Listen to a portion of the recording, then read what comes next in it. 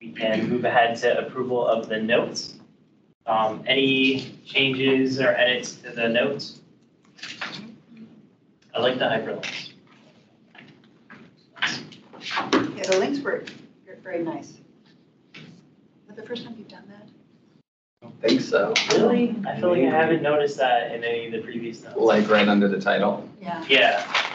I'm gonna. Maybe just it was not blue on the other copies. That's I couldn't why. tell that it was linked if it wasn't printed. Yeah. Because it was too much, but it was good to go back.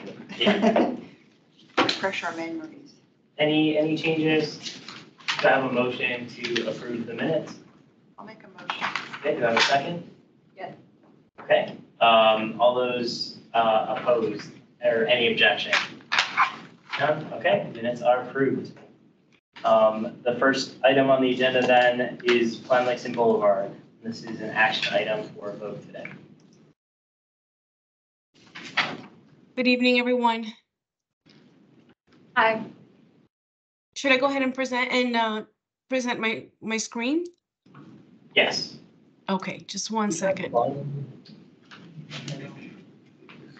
You could just let me know, make sure that you can see my screen. That'd be great. We can see.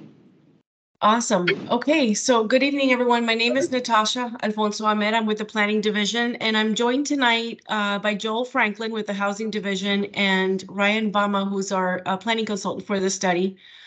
We are, as you know, in the final stages of this planning study, which is a multi-phase planning study that began in 2019 to develop a comprehensive high-level vision for the Langston Boulevard corridor that will guide both public and private investment long-term. It includes policies, recommendations, and design guidelines to support the goals and vision of a green Main Street, as well as implementation strategies.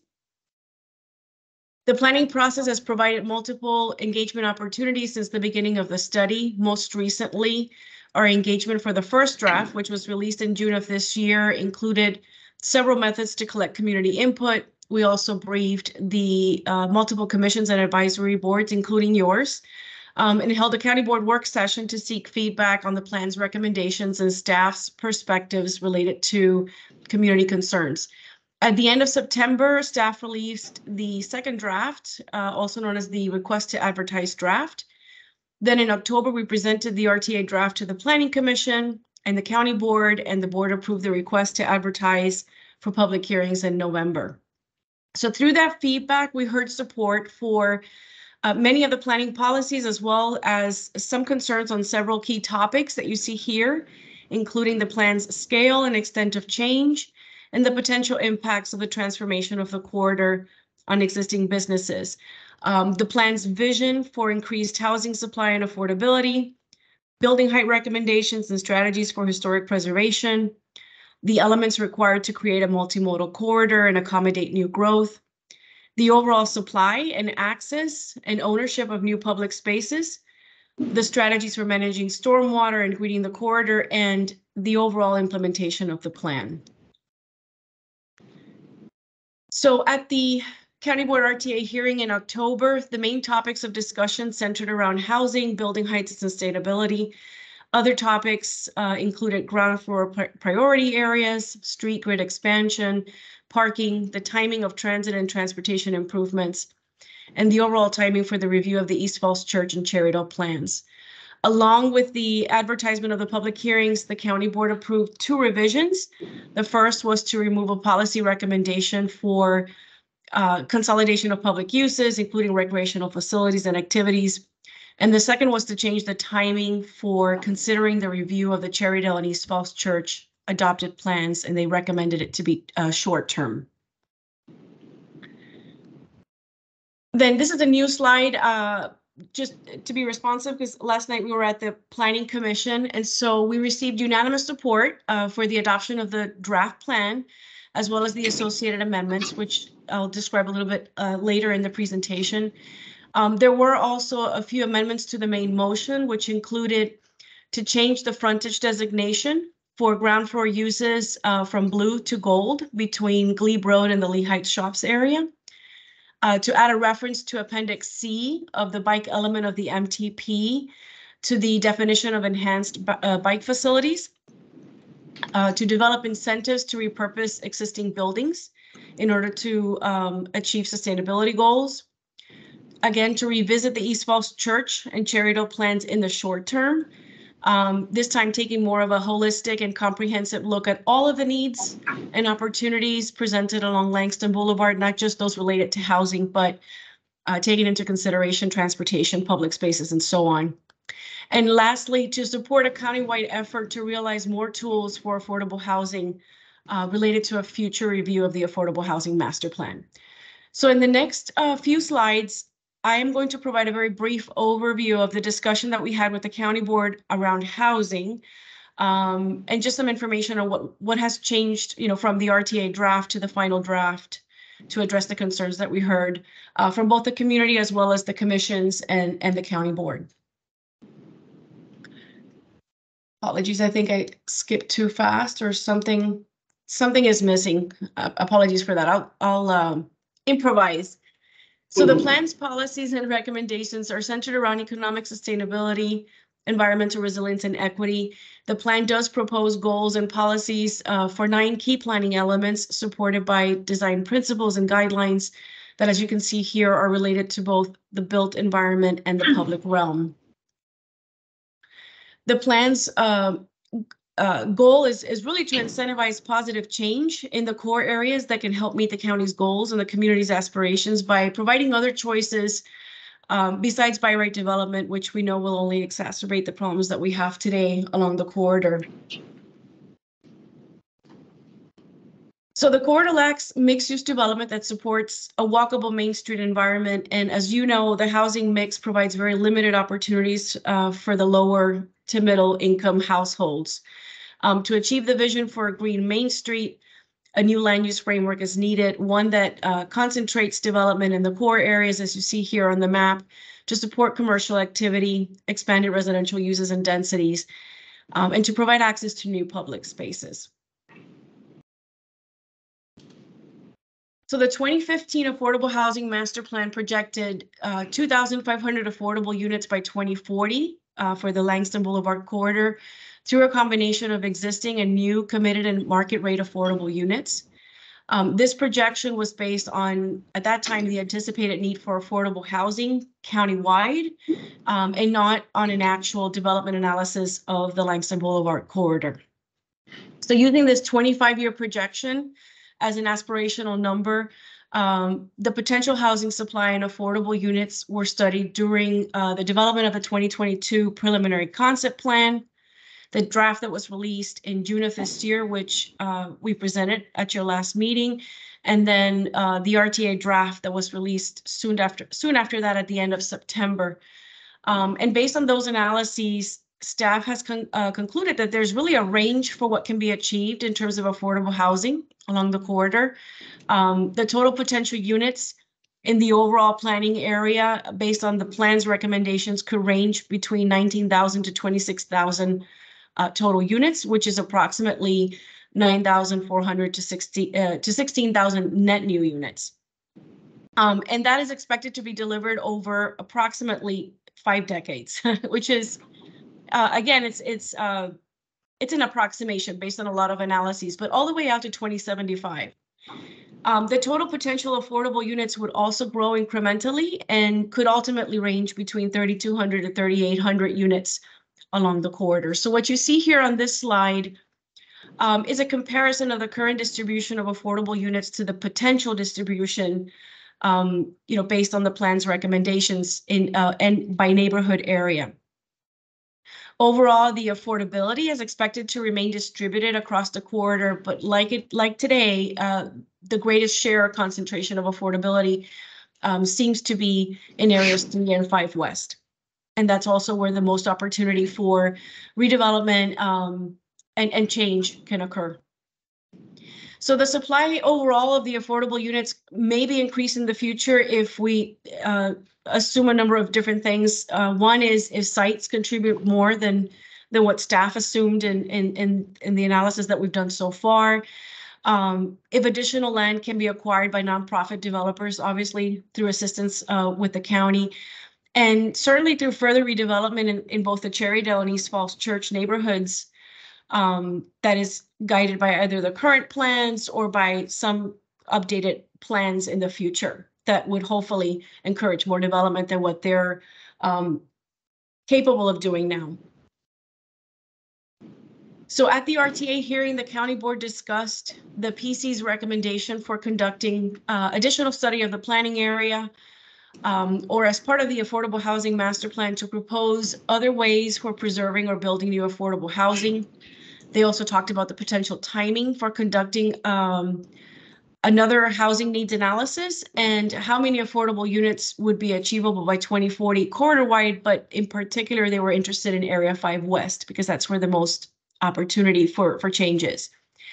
The current recommendations that we're providing, staff believes provides pretty robust strategies to retain as well as increase the affordable housing along the corridor.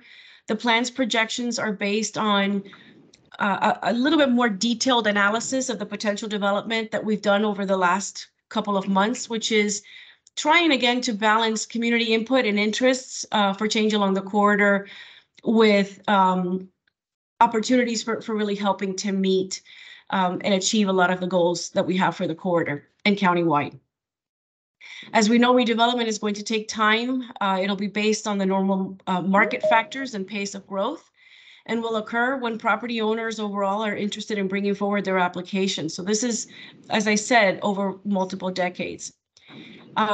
Staff does recommend that if further study is needed in the future to, again, identify new tools, that it be considered through a countywide effort related to the review of the Affordable Housing Master Plan, rather than conducting additional analysis of the planning area, which at this point we think we've looked at pretty extensively using the tools that we have available.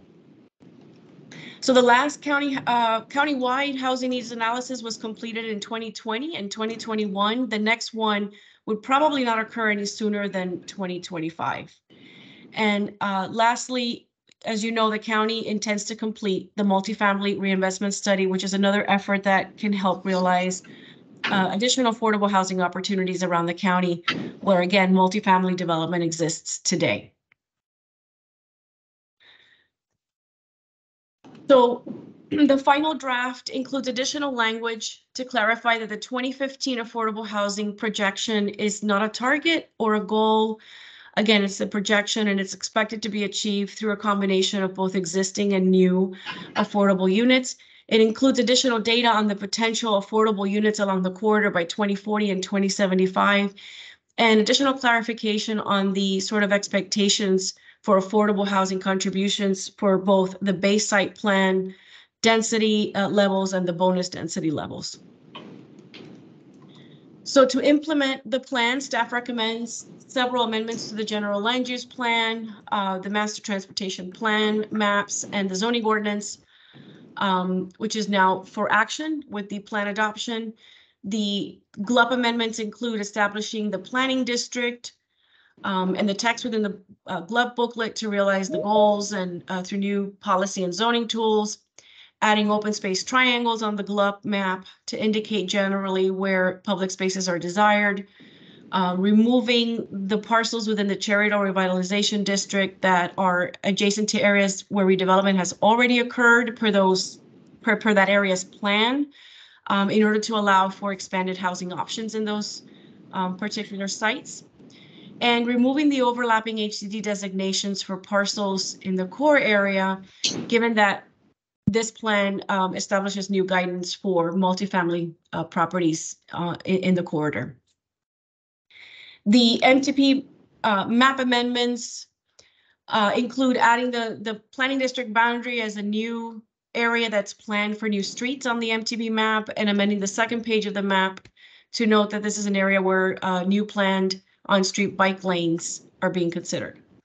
The zoning amendments include clarifying that townhouses will only be allowed by site plan within the planning district, and amending the CO 2.5 zoning district to clarify that it can apply to areas outside of metro corridors. That way, the zoning tool can be used along the corridor for implementation. And then in addition to these amendments, the plan does establish a future land use plan, which makes recommendations on future land use designations, mostly for sites with the greatest incentives and opportunities for change.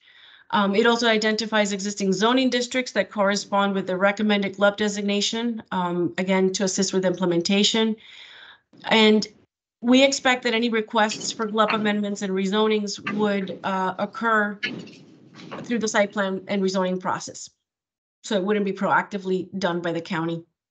And then for sites with limited incentives and opportunities for change, the plan indicates that after plan adoption and in the near term, staff will continue to evaluate and bring forward additional recommendations for appropriate GLUP and zoning changes and implementation tools for those areas.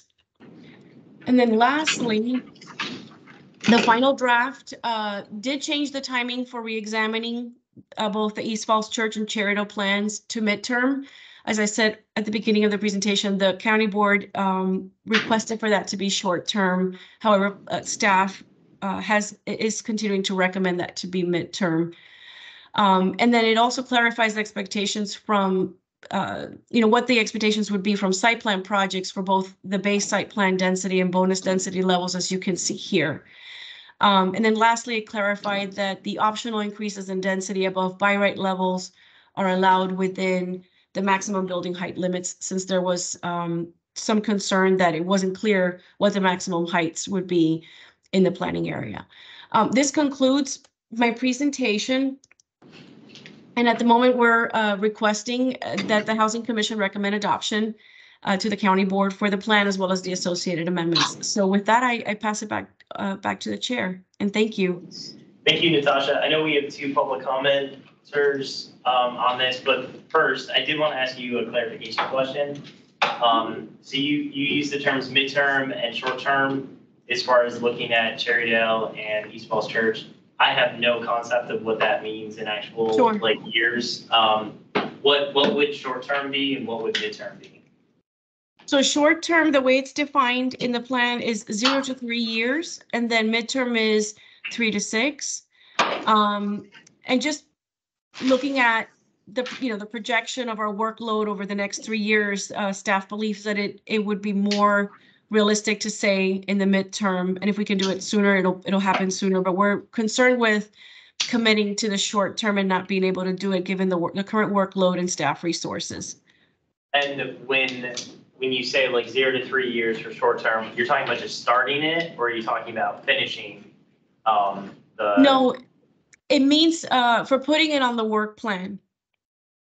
Because every year or annually, the staff reviews the work plan in coordination with the county board and the county manager's office, and so within that time frame, we would be signaling exactly when the process would take place. And so it doesn't mean that we couldn't start on sort of any preliminary processing, like if we need to hire a consultant or write the scope of work. It doesn't mean we have to wait till then to do it. It's just that we would have to, within that time frame, identify when, in which annual work program plan, let's say, or year, we would actually be doing the work. Okay, and sorry, one more point of clarification on that. Sure. So, like Plan Lakes Boulevard was sort of like a 10, 11-year effort. So if you were to revisit Cherrydale and East Falls Church, let's say midterm, so 3 to 6 years, are we saying that like maybe 4 years from now, you would start a process that could take 5 years to complete? Well, we hope that updating these plans will not take as long as it has taken for the whole corridor. As you know, the corridor is extensive. It's pretty long. It includes 14 civic associations. These areas have already been analyzed before. We would be really building on work that's already been done and sort of trying to find a way to marry the vision that we have for the corridor with the vision that each of those plans already has. And so I would assume that the work would not take as long and would not take as many resources. But we would have to see it. It really depends on the scope of work that gets developed, which again we will discuss that with the community, and there will be a process for figuring out what exactly we're going to do in each one of those areas. Okay, I would guess it probably wouldn't be any less than 2 years of a process, just with all the commissions and all the engagement. Okay, that's helpful context. Thank you. Sure. With that, let's move to public comment on Lansing Boulevard. Looks like Alice, you are up. Do you want me to come somewhere or just? It is up to you, whatever you are most comfortable with. As long as the speakers on the ceiling can pick you up. Okay, I can just speak here, that's great. Yep. Okay. I'm Alice Hogan. I work with the Alliance for Housing Solutions. Happy to be here. I know most of you, I was on this commission for many years, and it's good to be here in person with you tonight. I guess the Alliance really wanted to affirm so many aspects of the plan and thank staff for the incredible work over more than a decade. The fact that the plan discusses equity issues and looks at how this corridor is much wider and much wealthier and has much more single-family home housing than any other place in the county. And this is an opportunity to change some of that, bring some diversity, bring some opportunity, and hopefully some less expensive housing. And most of this is based on segregation, historic racial segregation, and even now economic, right?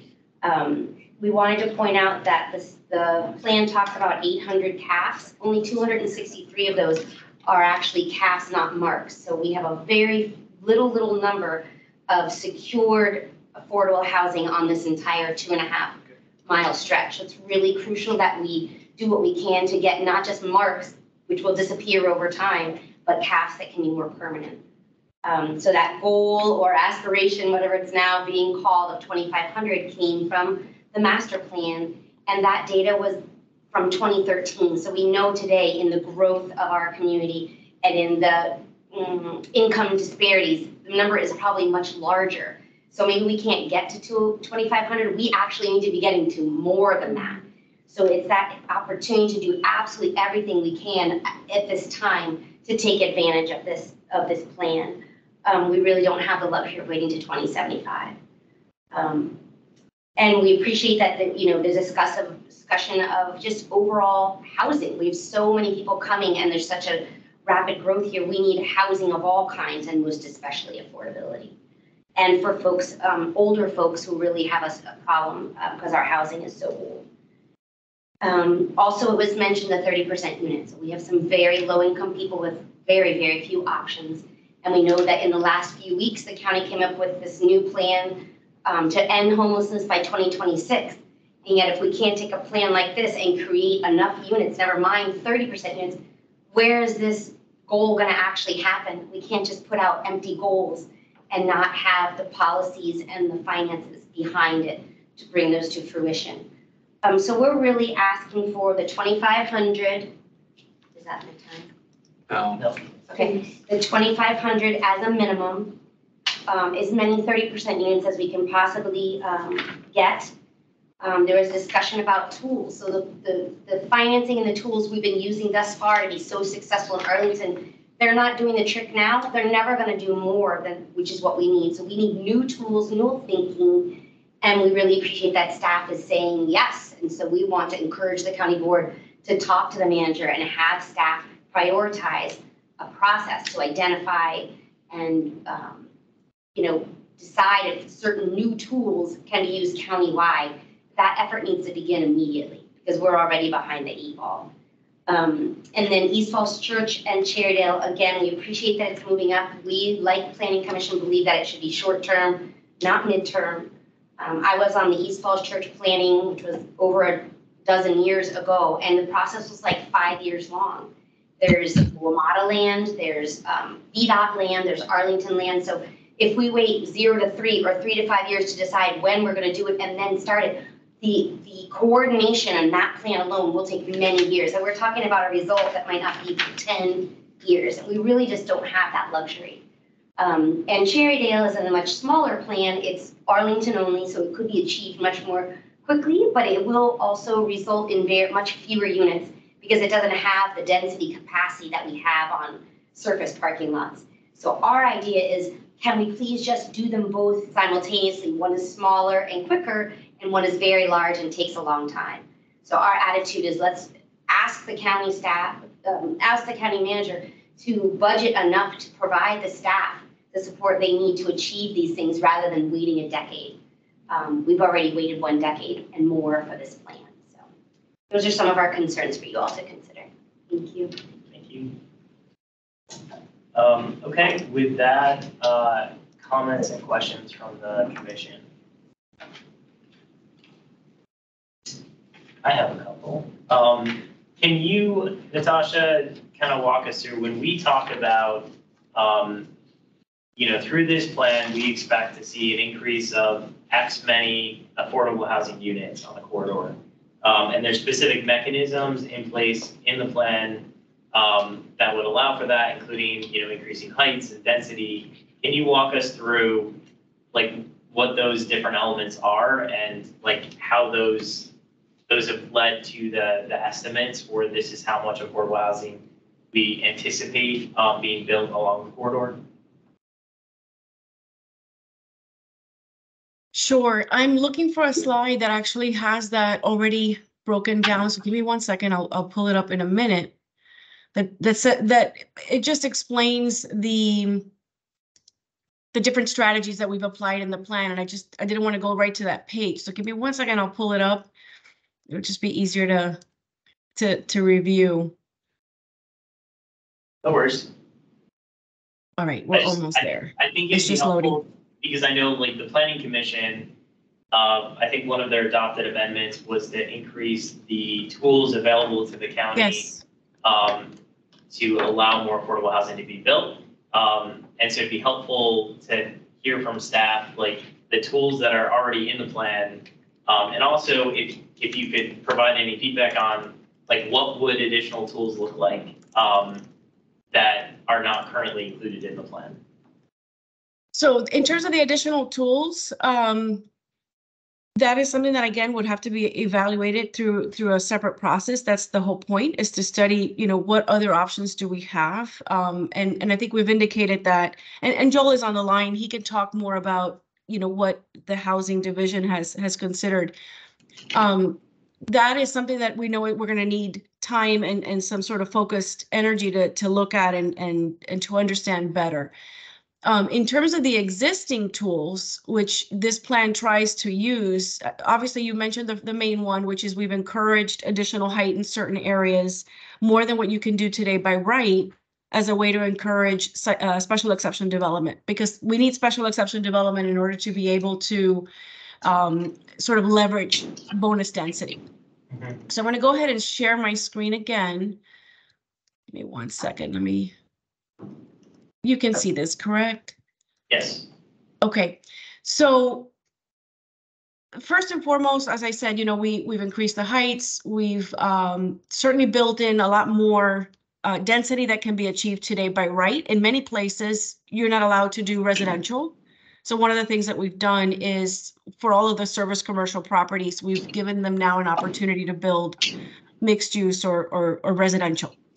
And so we've created, again, the future land use plan, which clearly indicates for a property owner what the new land use designations that they can aspire to have on their property, as well as the new zoning district classification. So we've identified both low OAH, basically low office apartment hotel, as well as low medium office apartment hotel, which provides a sort of a density range between up to 72 and up to 115 units per acre.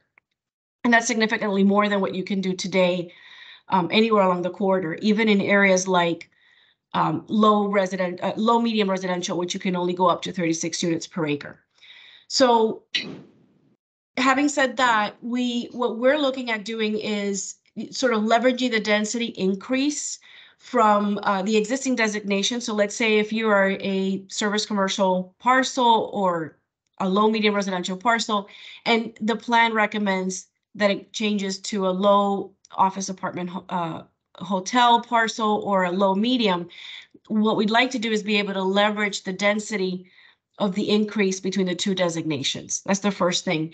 And by doing that, we would be expecting 20% of that increased density as on-site affordable units that would be affordable to households earning up to 60% AMI.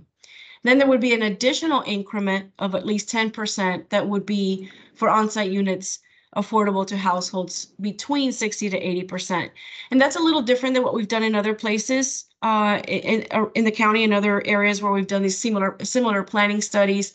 It's a little different because on Langston, we recognize that there is approximately over 1,000 units that are affordable to households between the 60 to 80% AMI range. And what we'd like to do is make sure that when there's redevelopment and if there's new caps that are added, that there's also caps for that income level, and not just targeting those that are at 60%, because basically they would be displaced. They would earn too much to be able to qualify to come into an affordable unit that's at 60% AMI. So we want to make sure that we are providing some housing for both of those income brackets. Now, what you can see here in the example that we're showing you is that depending on what your site is today, so for example, if you have if your site is service commercial, which means, and you're zoned for C2, your base density today is up to 2.0.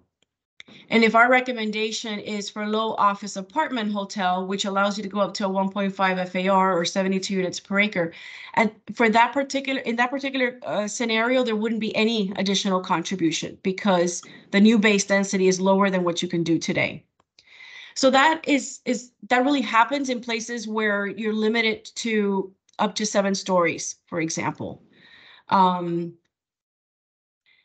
And then another example would be if your property is glubbed for low medium residential and RA 818, you can see that there is, the base density today is 36 units per acre, but with the change that we're proposing to low office apartment hotel, there could be an increase of density up to 72 units per acre. So in that case, we would be leveraging the increased density between 36 units and 72 units per acre.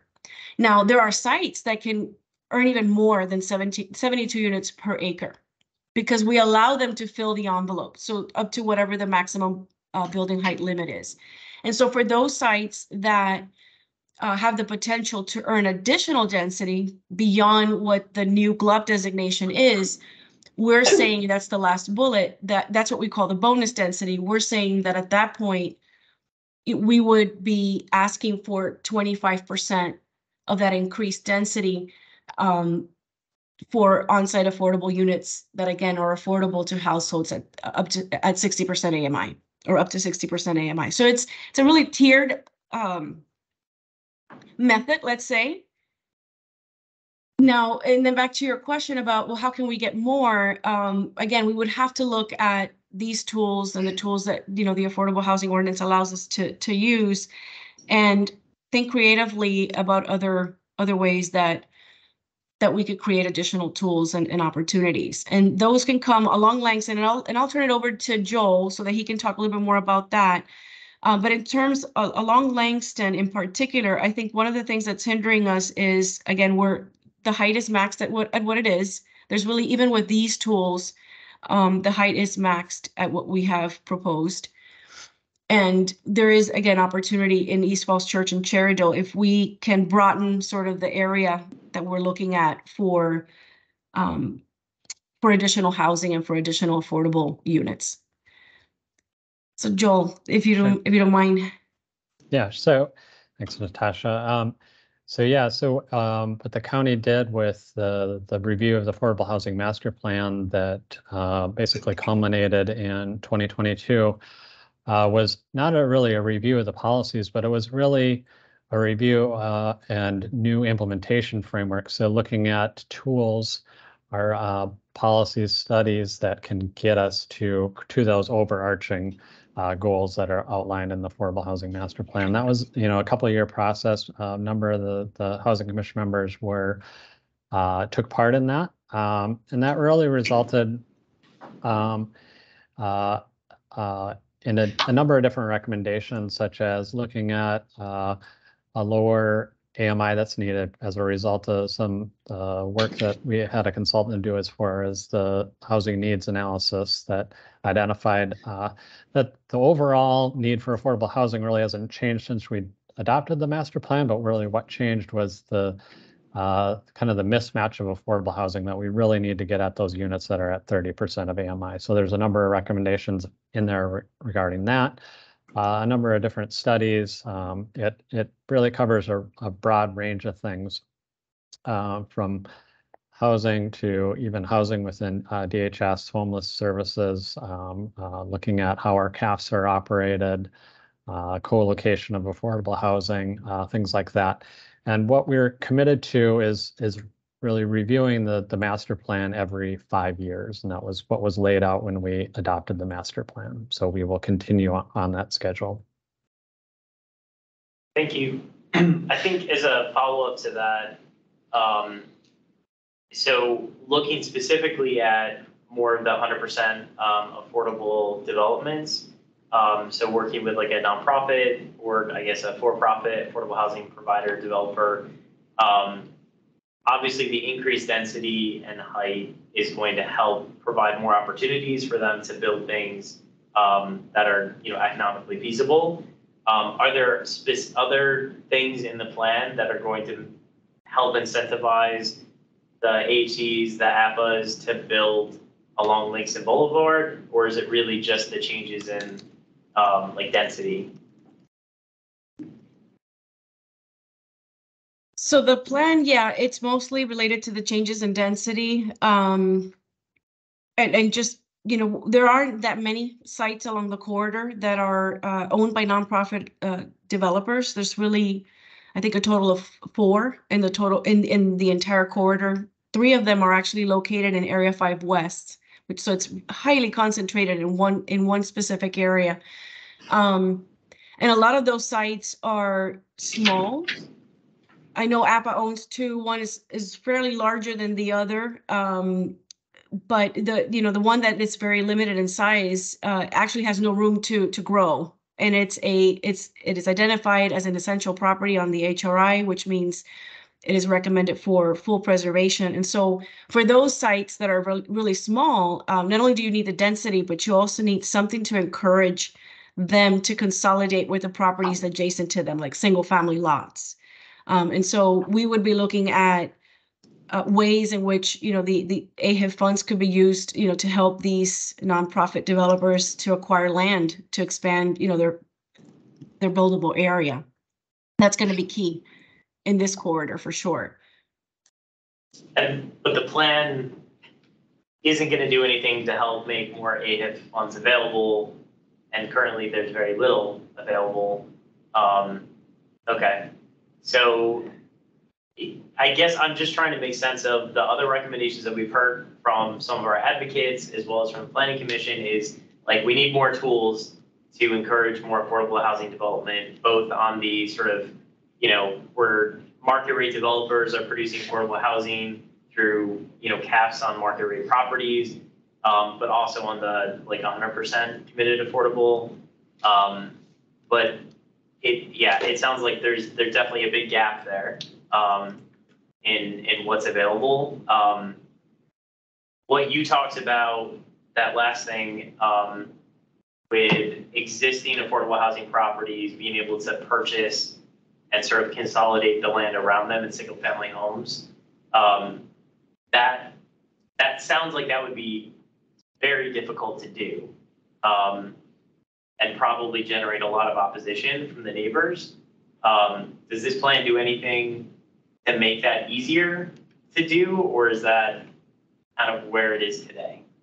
Not much has changed as far as buying a single family home parcel next to, whatever, whether it's existing affordable housing development or let's say it's community land or some other land that could be suitable for affordable housing, but you need to incorporate some other parcels around it. My understanding is that this doesn't make it any easier to incorporate some of the single family homes into that. Is that a correct understanding? At the end of the day, the county, through whatever analysis gets done in the future, to identify additional tools or to identify additional funding that can be allocated for these, for acquiring land or for building affordable housing and all of that, This plan encourages it.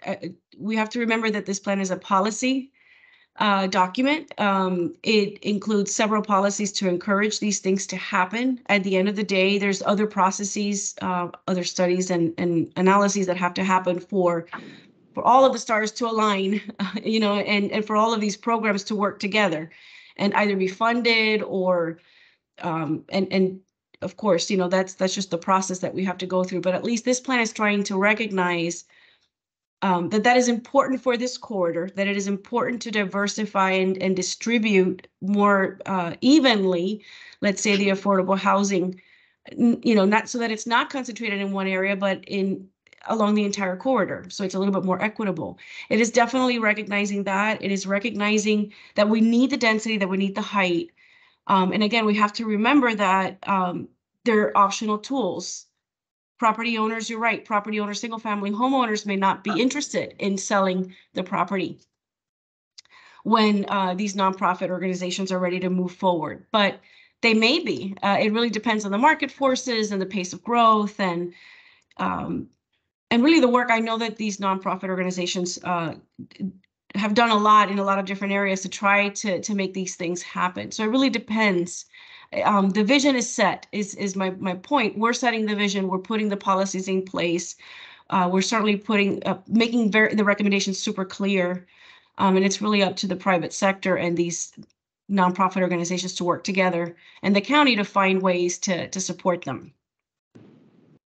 Thank you. I guess, again, I'm coming back to, some of the recommendations have been, the plan needs to say that the county is going to try and meet the 2,500 CAF goal. It's already a goal of the county, right? We've already committed to it as a community that we have to reach this. The plan is not estimating that we're going to reach it. So if we were to add that into the plan as a goal, what is that? I don't know what that effect that has on what's happening. If it's already a committed goal of the county, is there anything in particular that we would gain from saying in the plan, if the board adopted that, like, yes, we reiterate that the goal is to get to 2,500, but if the heights and the density doesn't change and we still don't think we can get there, it just seems like that doesn't change anything. Well, again, to clarify, and maybe I wasn't as clear in my presentation, but we're trying to clarify through this plan that the 2015 projection wasn't necessarily a goal. Just remember that in 2015, the analysis that the county did was to look countywide, what would be the housing need? And then based on that, there was sort of a percentage that was given to Langston Boulevard, and like, this is your share, of the number of units that we think you're going to need, you're going to have for need, let's say along the Langston Boulevard corridor. That wasn't based on any specific analysis of what can be built. Like, for example, Columbia Pike has, when they did their calculations, they already had the benefit of a very detailed analysis. They knew how many units there were, how many, how much you could build, what could actually fit along the corridor there. We didn't have that benefit of knowing that when the 2015 Affordable Housing Master Plan came out with that projection. And so what we did now that we've completed this analysis is we've tried to find ways to fit that 2,500 unit along the corridor. And we tested the different properties based on the plan's recommendations for heights and densities. And what we discovered is that it's going to be difficult to achieve that. We're close, but we're not quite at the mark that we were hoping to be, and certainly not by 2040, which is it's a downside, and we're disappointed in that ourselves. So we just wanted to clarify that at some point we're going to have to evaluate it and decide whether that is truly a goal that we want to have. If that number should be higher based on future needs, maybe the needs are different, from what we saw in 2015 to what it may be in a few years when we do another analysis of the housing needs.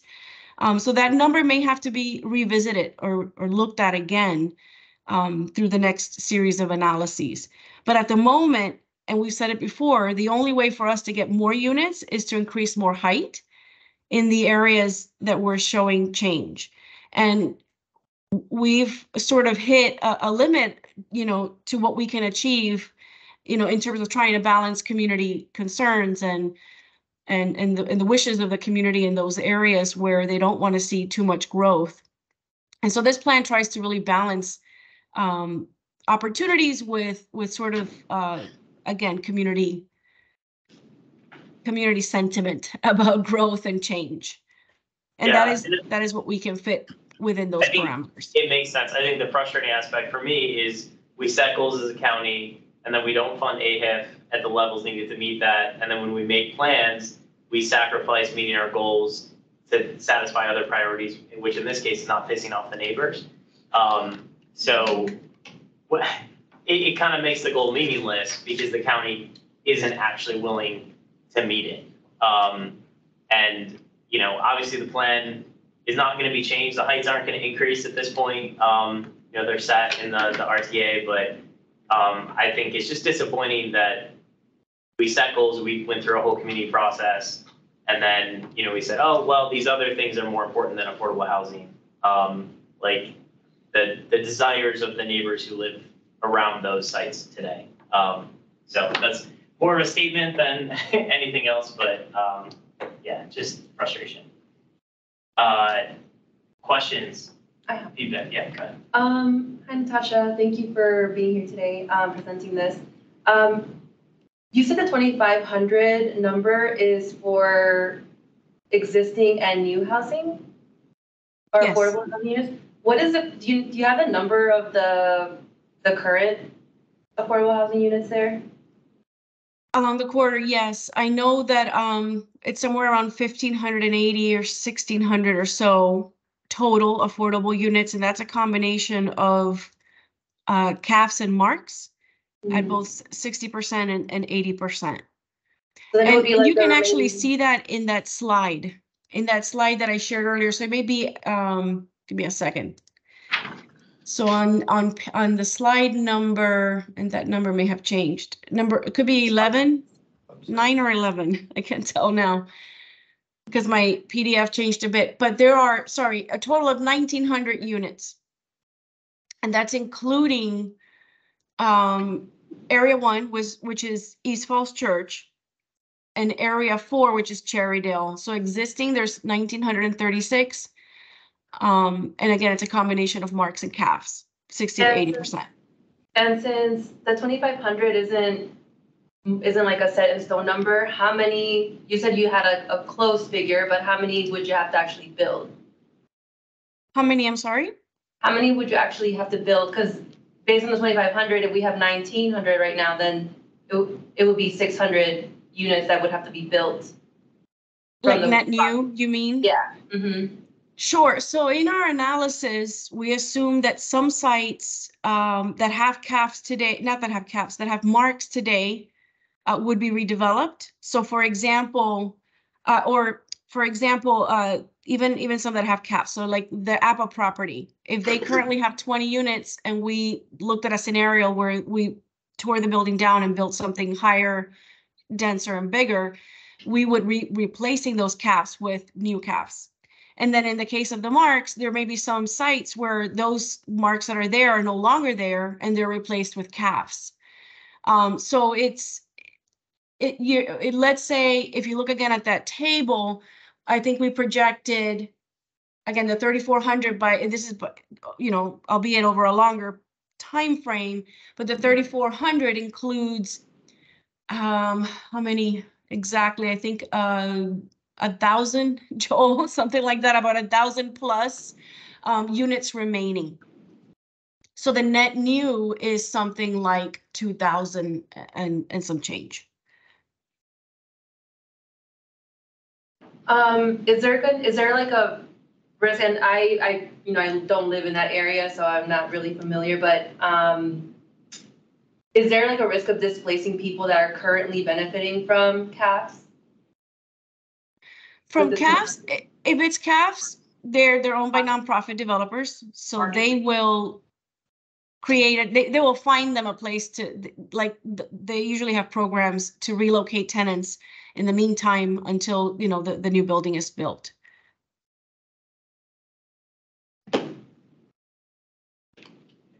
Other questions?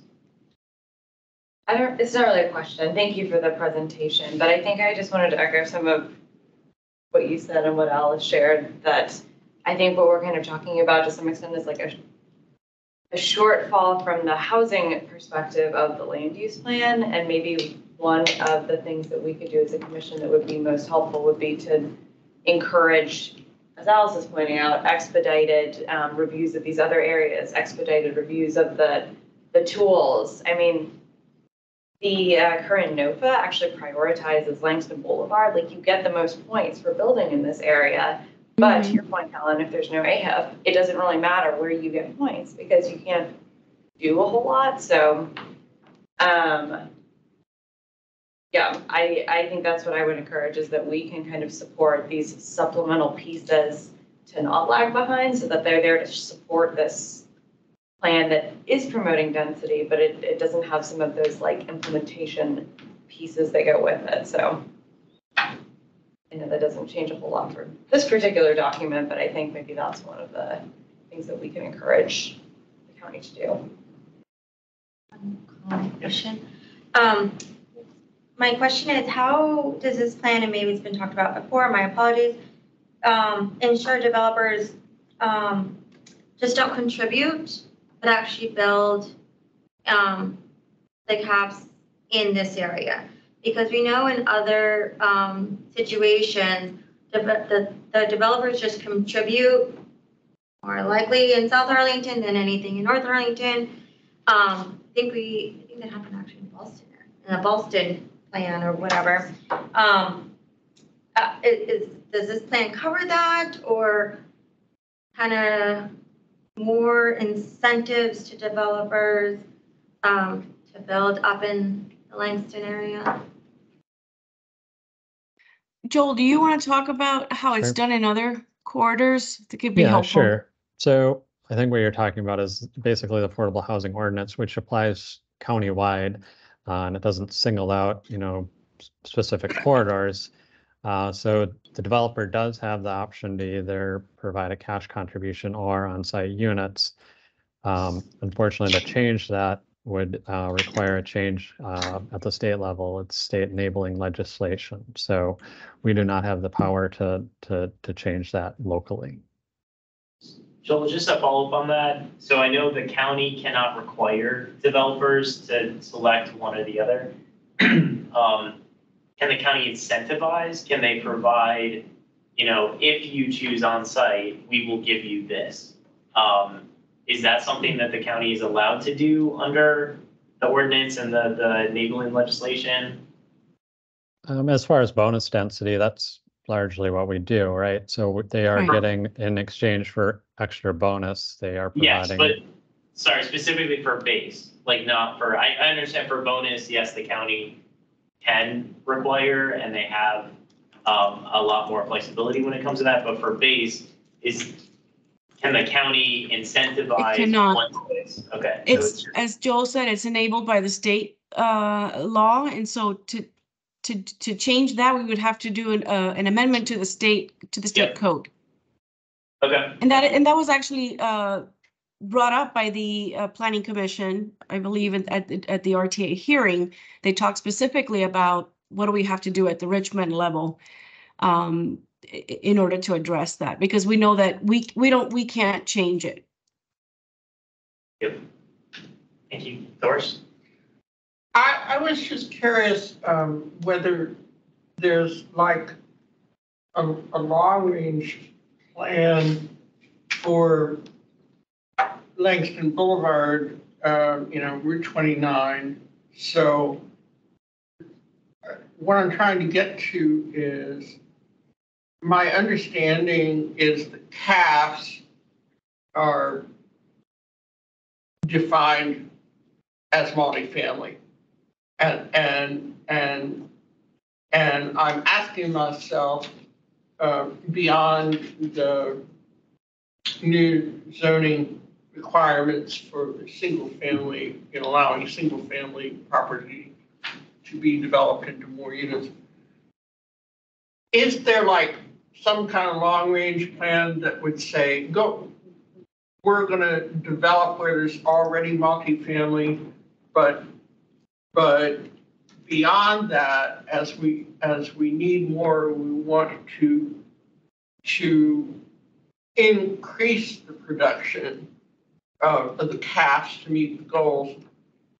Is there a plan for making the length of the boulevard more urbanized so that there could be, you know, it can be zoned for more units, or you know, how do we do that? Or does Arlington need to do something so that when the time comes that some of the older single-family dwellings may not be habitable anymore or whatever, or some property developer, builder wants to build more multifamily, you know, where is it going to be? And the prompting, as I was listening to the conversation for this question, has to do with some of the things that I know that they're doing, you know, in the Tyson's area to convert it. And I realized that that was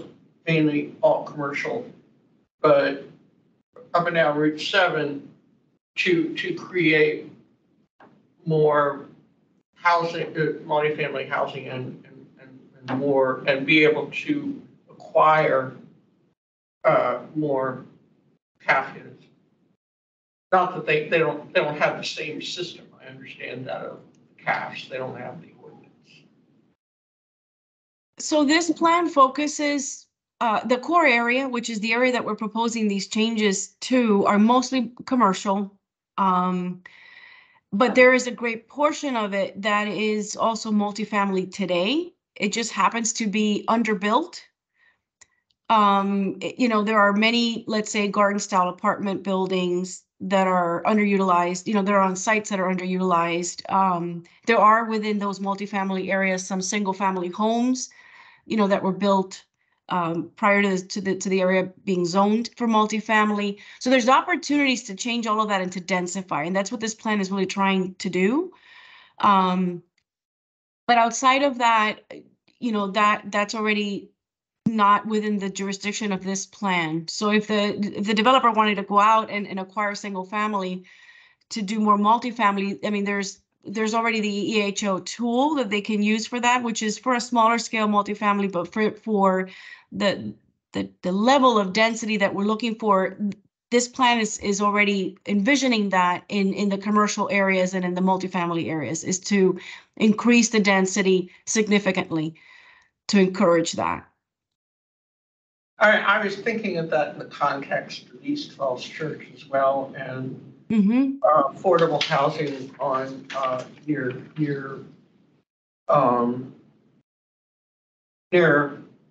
metro rail stations and transit. And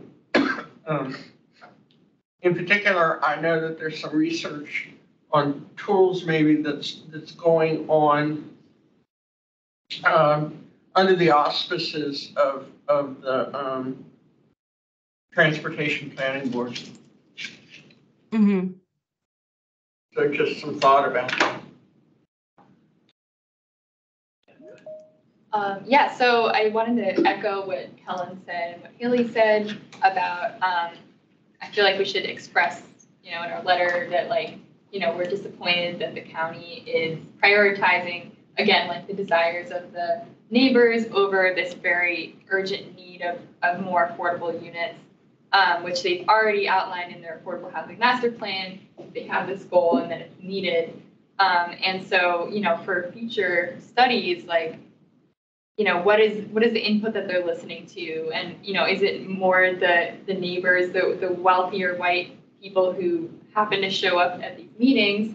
You know, are we going out and engaging more with the folks who actually need this housing and deserve to be represented just as much in the county priorities? And then, you know, so the heights should be higher, right? But, you know, given that it looks like we're not going to change that, I think, you know, we do need to, like Haley said, emphasize that they, first of all, do the East Falls Church in Cherrydale within, like, the short term, so like the next year, like, start it. and set a date, and then also the, like, come up with that set of tools and like commit to money in the budget, right? This has to be priority, and they have to commit to money in the budget, and I don't know how they're gonna get that money or reallocate, but like, this is a very important. Taxes. Yeah, just raise taxes or reallocate somehow, so, yeah. And then the one final point is, I would like to echo the planning commission's point that they develop incentives to repurpose existing benefits for sustainability to meet the carbon neutrality goals of the county. And that's also healthier for the residents of buildings when you electrify and stuff. You? Yeah, go ahead. I just had, when you were doing the projections, how often did you assume developers will make a cash contribution versus building affordable units? Do you have any data that maybe you I mean, I think can recall? largely almost close to 100% to the contribution, right? So what we're basing the numbers on is the ability to get bonus or Right. they're been rezoned. So yeah. And for the bonus density, the county can require that it be on site. Yes, for the bonus. Yep. How was that So determined? you assumed that they would continue to do 100% cash contribution for the base in your projections? Yeah, we applied the ordinance, and right, for the base, we assumed it was just cash contribution because that is what's been Yeah. done Right. for the most part. Which could potentially help pay for some of the other units in the future. I mean, Yeah. you do need cash too, because the county board consistently underfunds AHIP, so that's. I was just curious to see if the numbers were like inflated. Yeah, no, it's a really good point. Past that. I have a question about the affordable housing master plan goals. So I get that when the master plan was put in place, you didn't do this level of analysis for a corridor like Langston to say, what do we actually project the number of units, will be if we were to make changes to the corridor. Now you've done that. Now we recognize that by 2040, we're unlikely to meet our goal. What does staff do with that information? Do we shift those units to somewhere else? Do we just say, well, I guess we're not meeting our goals and move on? Like, what happens from a staff perspective when we have found out that, based on what the county's committing to, we're not going to meet this goal that the county's already agreed upon? Is it nothing, or do we try to reallocate that somewhere else, or say, oh, we need to take these steps to try to meet these goals in another place in the county? Yeah. So as Natasha said, the goal really wasn't overarching. We need 17% of our, total housing stock to be affordable at 60% and below. So what the 2,500 number is basically a forecast. So there was a lot of talk at the time about geographic distribution, where those units should go. So each year we do an annual report that updates those numbers and percentages based on where we thought, the forecast, what we did when the master plan was adopted. So it is potential, in one of our upcoming reviews of the master plan, that we could take another look at geographic distribution. Does that forecast make sense? We didn't do it the last time, but it's not saying that's something that we couldn't do for the next review. Okay, so it's monitored and, on a somewhat, regular interval, the county will say, do we need to reprioritize, where we're trying to build these units to meet the overall 17% goal? Correct. I mean, what we've committed to, I think it states up front in the master plan that at least once every 5 years, we will review the master plan. Okay, thank you. Other questions, comments? Okay, well, I want to thank you again for, all the work that went into this plan. Clearly, this is many years of effort. Staff have worked really hard to come up with this plan, which I think the sentiment of the Housing Commission is is that the plan is good. It's not as good as we want it to be, but it is still far better than what is there today. And I know I'm supportive of the plan. I think that the commission is as a whole. There's just things about it that we wish were different. So some of the feedback that I received or that I heard was that potentially we want to request that that the county board prioritize the East Falls Church and Cherrydale like plan reviews. This is basically the same language that we asked for in our letter from, I think, September, and that they have that, happen. It sounds like short term, which is the 0 to 3 years. Also looking at asking them to look at new tools for affordable housing, which would be separate from Plan Lakeson Boulevard, but encouraging the county to engage in an effort to come up with what those could be. Generally expressing disappointment that housing wasn't as prioritized as we would have liked it to have been in this plan. Are there any other things that people would like to have included in our statement? Doris? With your discussion about the reduction of CAF units and meeting the goals, could we say that it would be important also to see if other production goals are going to be met or need adjustment or whatever, or new policies and tools? And what I mean is for the family-sized units and also for the fully accessible units, because we were already behind in the production of accessible units, but the goal of 10% was a wonderful thing because it was adopted into the plan. But I think it needs to be, I know we're tracking it, but maybe tracked in terms of future production that helps meet the goal. So Doris, I want to make sure I understand, for recommendations for Plan Lakeson Boulevard,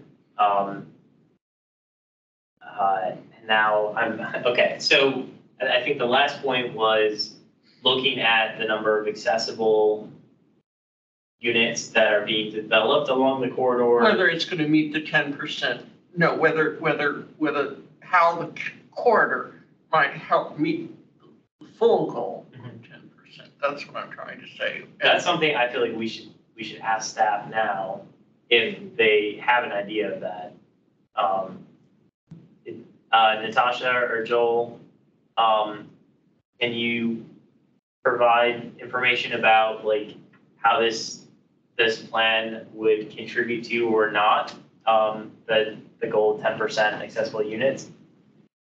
So yeah, so the 10% really relates to new committed affordable housing, right? So it's looking at if a new CAF development takes place along the corridor, there is incentives built in the NOFA process to meet that, 10% being fully type A accessible. So, we track that at a county level. We don't track it at a corridor level, but I think it's something that we could explore. And then the second point was around family-sized units in the Affordable Housing Master Plan, and then how Plan Lakeson Boulevard would contribute to the development of family-sized units, Doris? Or was that affordable family-sized units, I would assume? Yeah. Okay. Yeah. And the other thing though is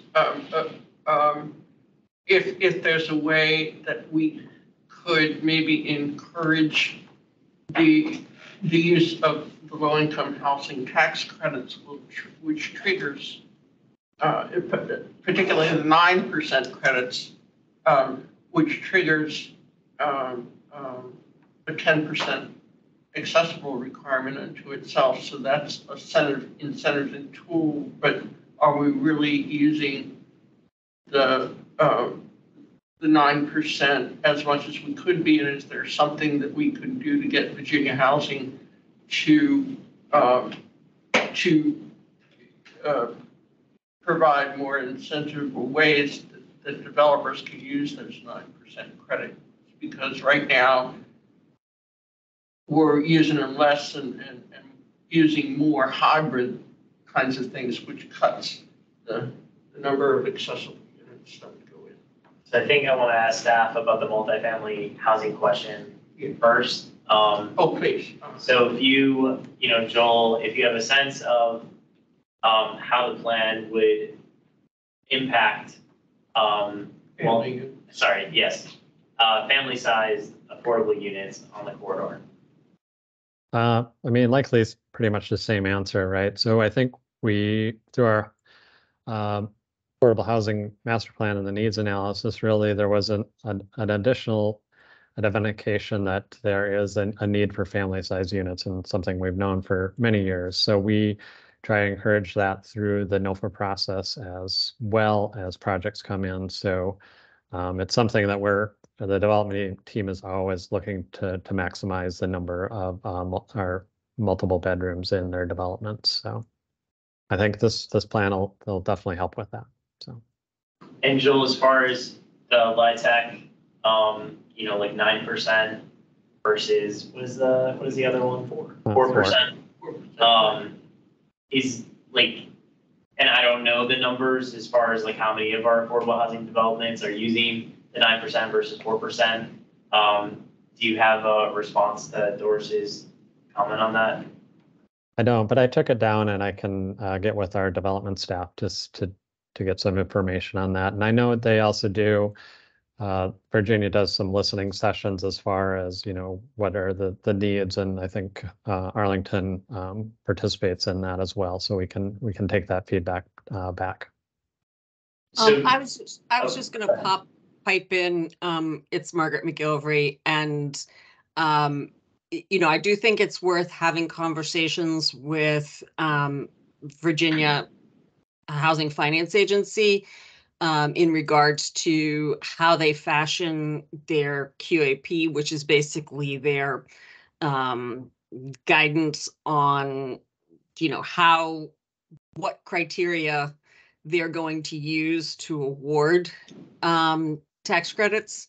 However, I will say that most of the time, 9% are used for much smaller developments.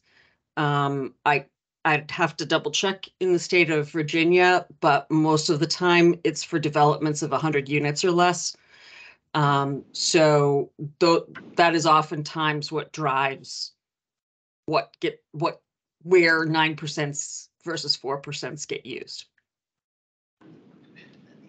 Okay. So I'm open to including language around Virginia housing and the QAP, I guess. I don't understand right now what that would be, but I'm willing to include it and say that, if Margaret, you want to work with Doris and get language in a final letter specific to that, obviously pending a vote of the commission, but I can mark that down as the 9% LIHTC tax credits. Butchering how to spell LIHTC, but Kellen, I have one Yeah. question. So I know, if I remember correctly, in 2015, that's when the projection was made about the 2,500 units. The goal. The goal. So this is a projection, Plan List Over projects that they won't hit the goal. Of the 2,500. Yes. If there are any reassessments, I think it would be important to include that in the letter too. Do they say that for some reason the county's oh, we actually now need 3,000 or something? That should be taken into account if this is still in progress, I guess. Or I guess an assessment of how those changes would impact the development of this. Does that make sense? So I think the county was saying that every 5 years they do the housing needs assessment, which was completed in 2021. And I think that looks at that, correct me if I'm wrong, Joel, what are the current needs? But it doesn't redo What's already been the planned. full affordable housing master plan, but sorry, Joel, go ahead. You can. Yeah, so what the needs analysis looks at is the overall need of units at particular income bands. So what we are really focusing on here is the 60% and below.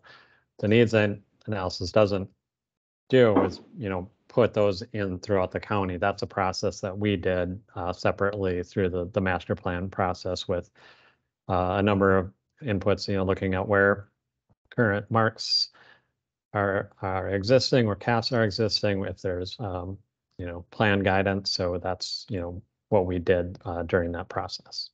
But it doesn't look, it basically looks overall. And going back, Doris, your other points, so are you looking for corridor-specific tracking of, I keep wanting to say multifamily, but type A accessible units, as well as family size affordable housing units, and just tracking what that looks like across Langston Boulevard? Yeah, if we'll be tracking the target for cash, then it seems like both are subsets of that. That makes sense? Yeah, I mean, I don't have an objection to including that. So it could be done it seems it could be feasibly done within one, calculation or estimate or, evaluation of whether we're meeting CAF's goal and then those two subsets. Okay. Let's go with Nikki. I think we addressed this already some with Katie and Haley and Alice, but I was just looking at the minutes from last meeting. It sounds like, Helen, you asked about engagement with marginalized populations, and just reading the response, I am just a little frustrated. I think it sounds like staff reached out to civic associations. At least my civic association, Lion Park, is mostly homeowners. And you mentioned farmers markets. I go to farmers markets. They're largely white and young. And property management along the buildings along the corridor. What about the tenants in those buildings? So just want to read it, seeing the specific examples of how you reached out to the marginalized populations. The response just seems a little problematic, just thinking about the populations who go to farmers markets in Arlington, who go to civic association meetings. It's just a little frustrating as well.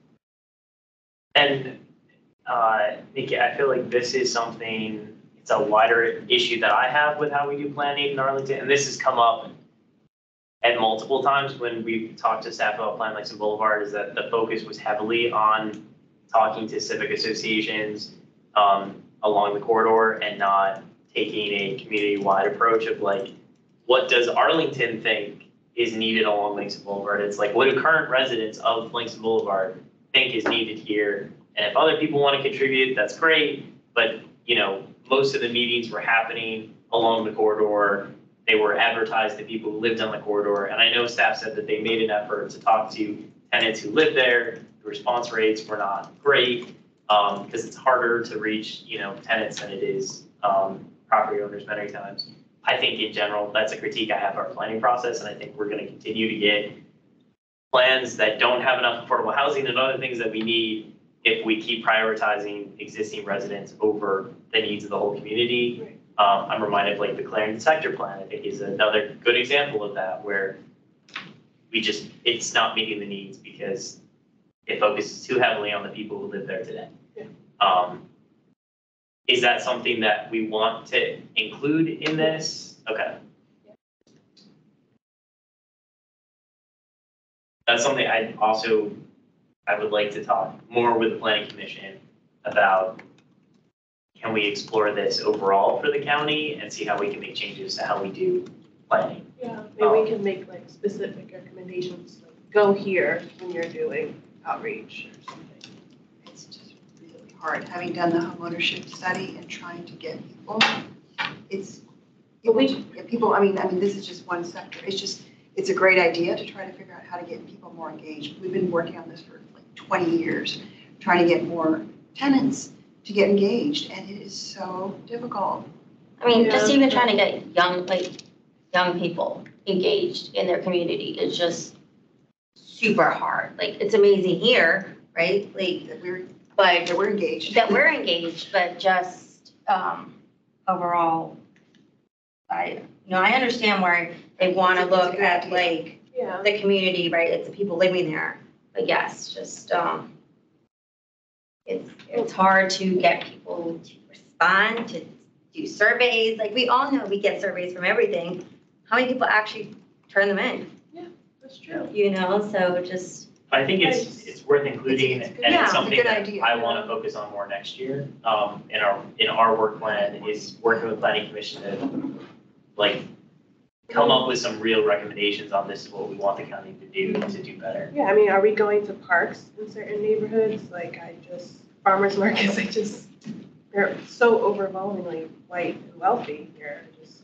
And maybe we can take a look at what other cities have done and see, if there's some best practices on reaching out to marginalized populations or something. I think that's great. Yeah. Kate. Yeah, no, I was just wondering, so I heard you say in the recommendation you're gonna make of like, the tools. But I did hear you say also that it would be sort of a countywide thing. And I'm just wondering, is there some way we can like have more specific asks of like tying numbers to any of these? Like, can we ask them like, you need to create this set of tools within the next year, or this set of tools needs to, I know like we maybe can't at this point ask them to commit to 2,500 units, because they're not going to, but like some more specifics, even, or if it's like, we want you to commit to contributing this much to AHIP next year. I mean, we certainly can make that recommendation to the board.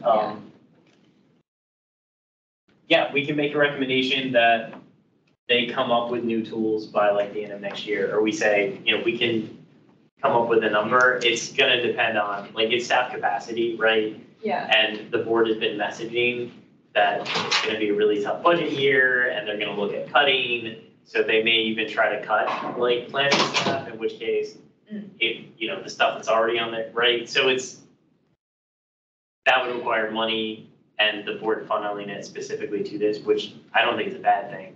I'm just bringing up a lot of the pushback we would likely get, polite pushback. But yeah, I'm happy to, I don't know what is a realistic timeframe. If it were made a priority, let's say in the work plan for next year, which is that fiscal year that you guys do work plan, or is that calendar year? It's annual, yeah. It's calendar. Well, calendar, okay, so that's like set for January through December Well, that's versus. whatever the calendar is, which is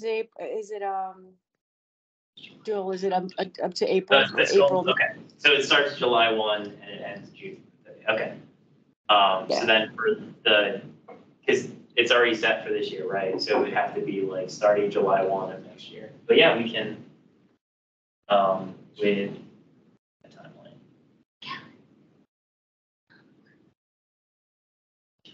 Okay. Okay, any other things to include? We have a longer list now.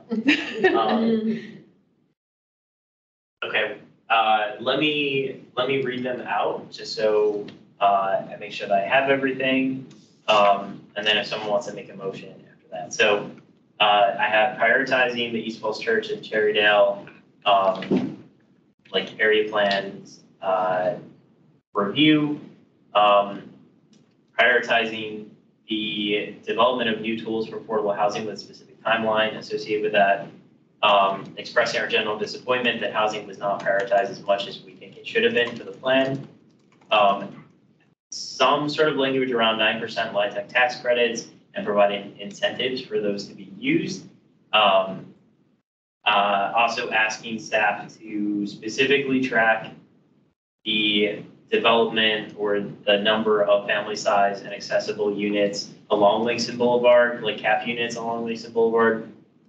And then a critique or recommendation that the planning process be changed so that it does not focus nearly as much on just the needs of existing residents, but looks at more marginalized groups and takes a more holistic countywide approach to what the needs are for specific areas within the county. Is there anything that people feel is missing from that? Okay. We still have four. Yeah. Great, okay. Do I have a motion to adopt those recommendations and approve the plan? Like recommend that county board approve the plan with these recommendations? I can make a motion. So I make a motion to adopt the Langston Boulevard plan with the recommendations provided. I think that's it. Yeah. Do I have a second? Okay, thank you. Let's do roll call. Okay, okay, yeah. Let's go with Commissioner Blake. Yes. Okay, Commissioner Escobar, Yes. Commissioner East. Sure, I don't think so. Yeah, I don't think my case. Okay. Okay. I vote yes. Commissioner Montgomery, Yes. Commissioner Norris, Yes. Commissioner Rubalcava, Yes. Mayor, Commissioner Surface, Yes. and Commissioner Wagner. Yes. That passes unanimously. Great. Margaret who's on the call too, right? Not voting. Yeah. Both Paul and Margaret are participating, but not voting today. Yeah. Cool. Thank you very much, staff, for answering all of our questions and engaging in this discussion and for all of your hard work on this. You will get that letter drafted and over to the board. Let's take a Thank you. 5-minute recess. All right, thank you, everyone. Thank Thank you. you. Thank you. Bye-bye.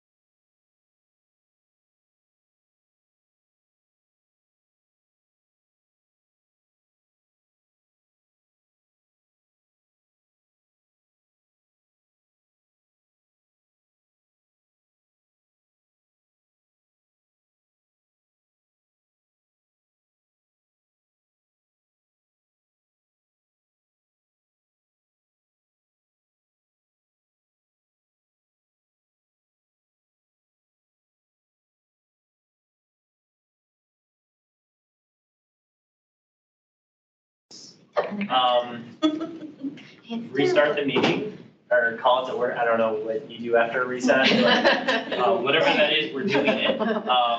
We're actually gonna switch up the agenda a little bit because Matt is coming in person, Matty Bronte, but is not here yet. He had another commission that he's on that is meeting at the same time. So he will be here and we'll just have him go after the Barcroft presentation. So Barcroft is up next.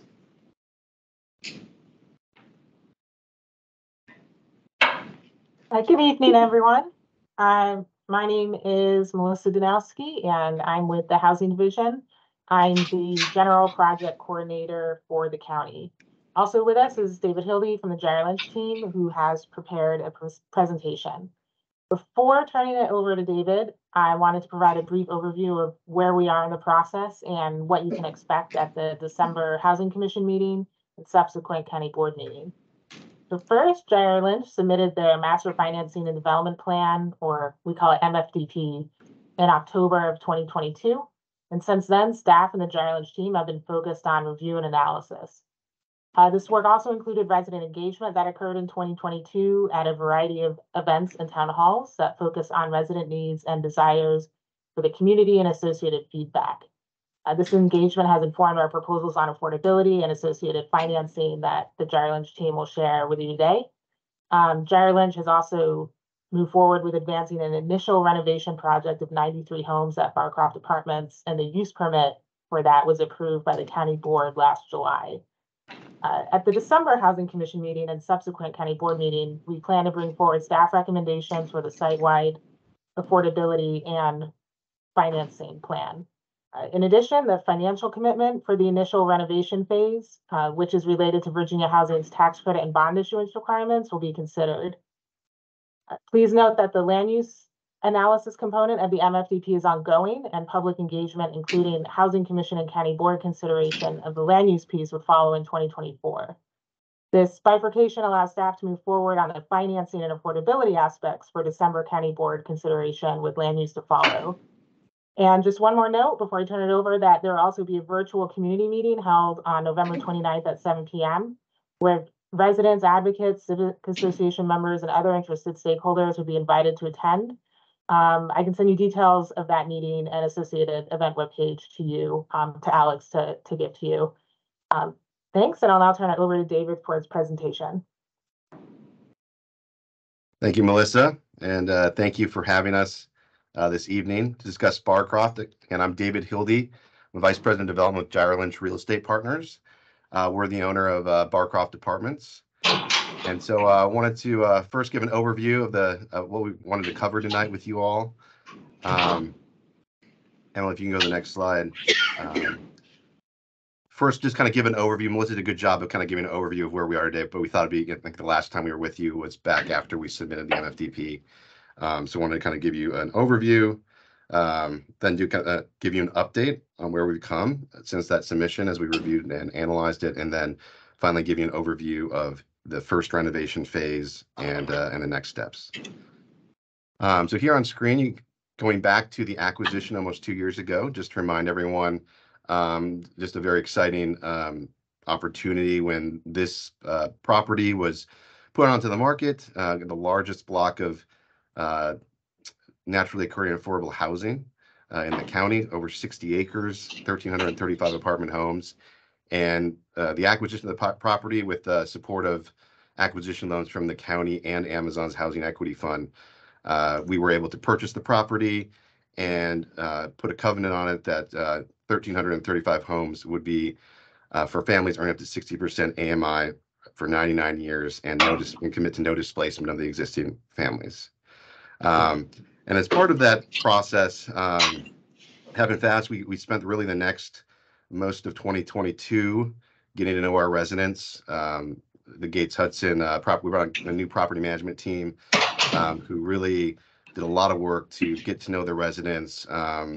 We put out resident surveys, did home walks, one-on-one meetings, connected residents with services, had multiple events to engage them to really understand kind of what their vision was for the property. That all came together in a MFDP submission. Again, Master Financing and Development Plan is what that stands for, about, just about a year ago. And in that, the goal of this MFDP has been to really create a plan for how do we go through and renovate and provide new constructed affordable housing for that 1335, utilizing tax credits, bonds, other sources, and the county's and Amazon's investments converting over to gap financing. So that was really the goal of the MFDP, is to kind of set that discussion. And I think that was around the last time we came to you, was November of last year, to give you an overview of that.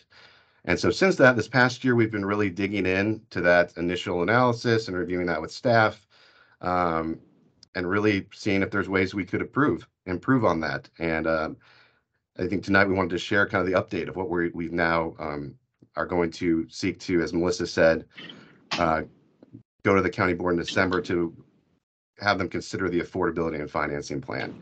And knowing that we'll, again, bifurcate to do that piece of it. Along with that would be the first renovation phase financing commitment letter. And then, as Melissa said, there's a land use component here, which also brings opportunities that we are going to continue into 2024 with that, with ongoing resident and community engagement. So next slide, just want to remind you all of our submission last year, and just kind of the major components of it. Wait till the next slide comes up here. So our base plan submitted last year, we really, with this MFDP, our goals have always been to provide high quality, stable housing experience, and wanted to propose a plan that provided for the renovation and replacement of all existing apartment homes at Barcroft, and reaffirm that the financing we had from the county and Amazon, along with other sources, was sufficient to do that.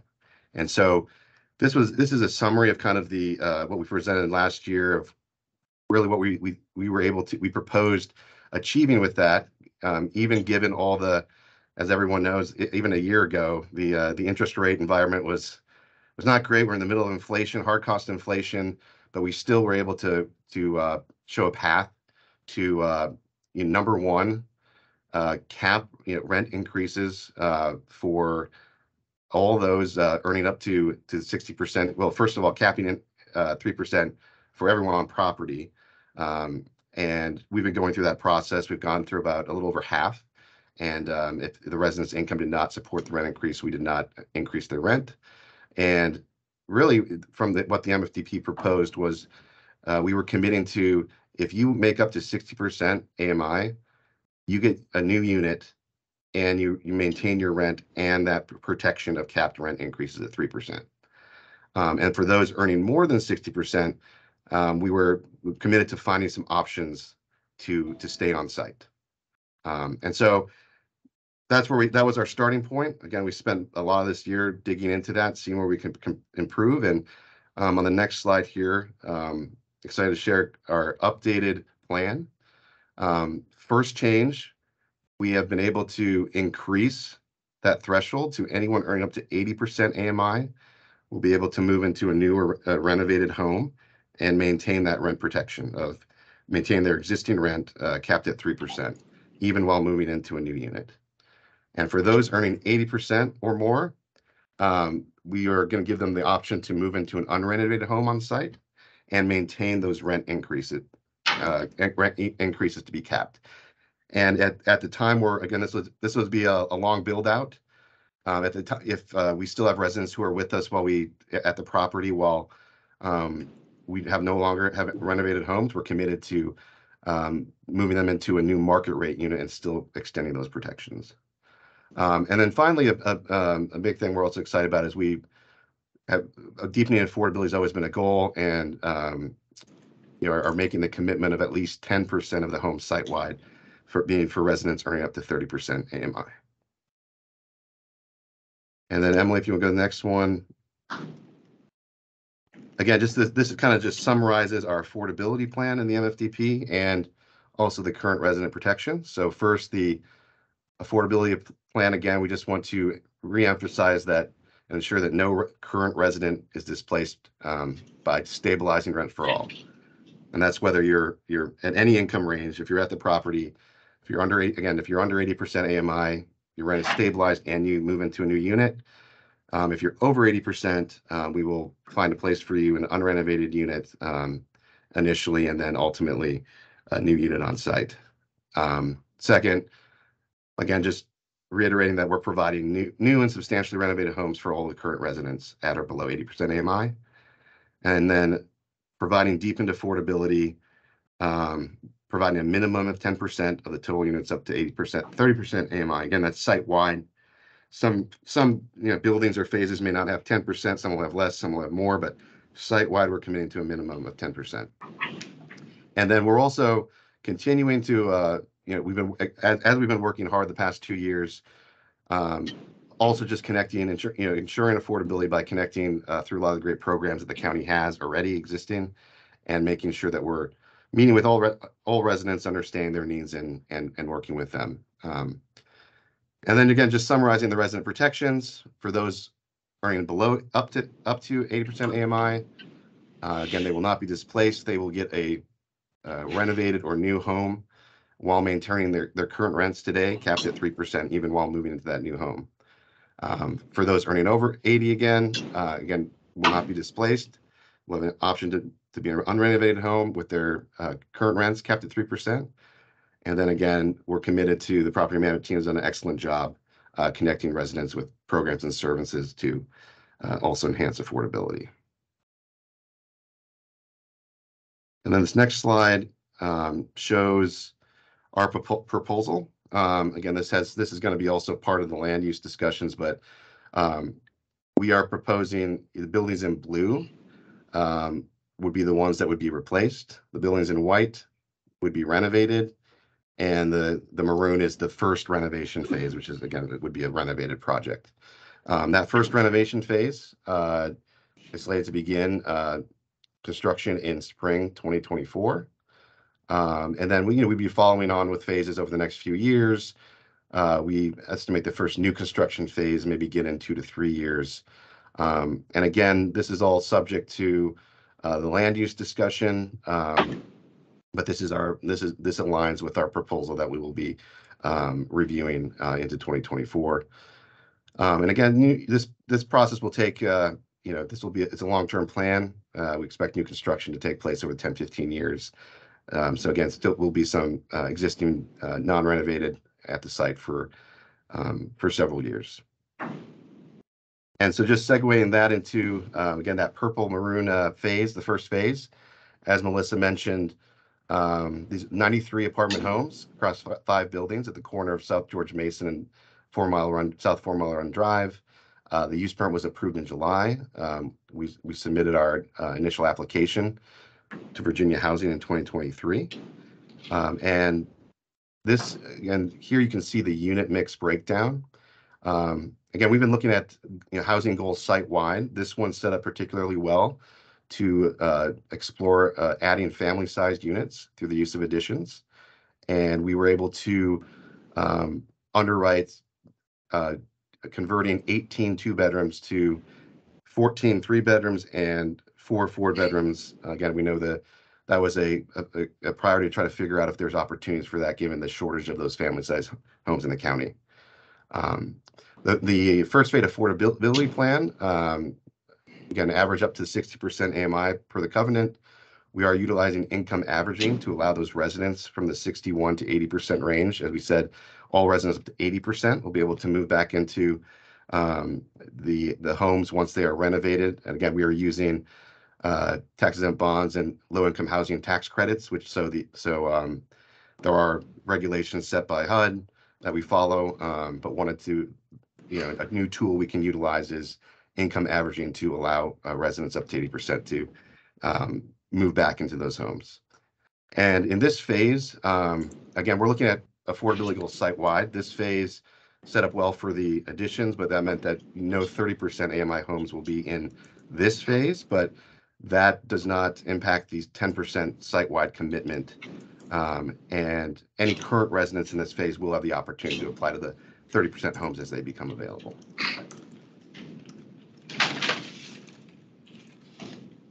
And I just wanted to add a note on the, just with this phase, we've been conducting interviews with we hired a third-party relocation specialist, housing to home, conducted interviews with the residents in the first phase this summer. There'll be a minimum of 120 days notice for on-site transfers, and we have a tenant relocation plan that will be considered by the Tenant Landlord Commission and approved by the county prior to any of those notices going out. And so we expect the renovations of any particular unit to be about 9 to 6 months. We'd be temporarily relocating residents on site. All moving expenses will be paid for, moving out, moving back, and all the residents will be able to return to a comparable home.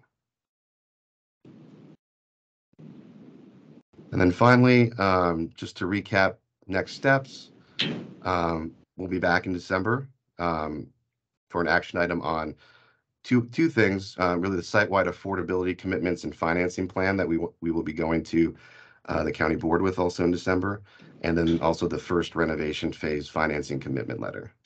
And then just as a reminder, we'll be talking more as we go through the land use analysis and additional community engagement into 2024.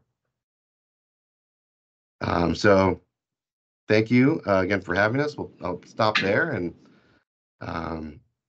turn it back to you all for any questions. So just a point of clarification. So tonight, we're just talking about the first renovation.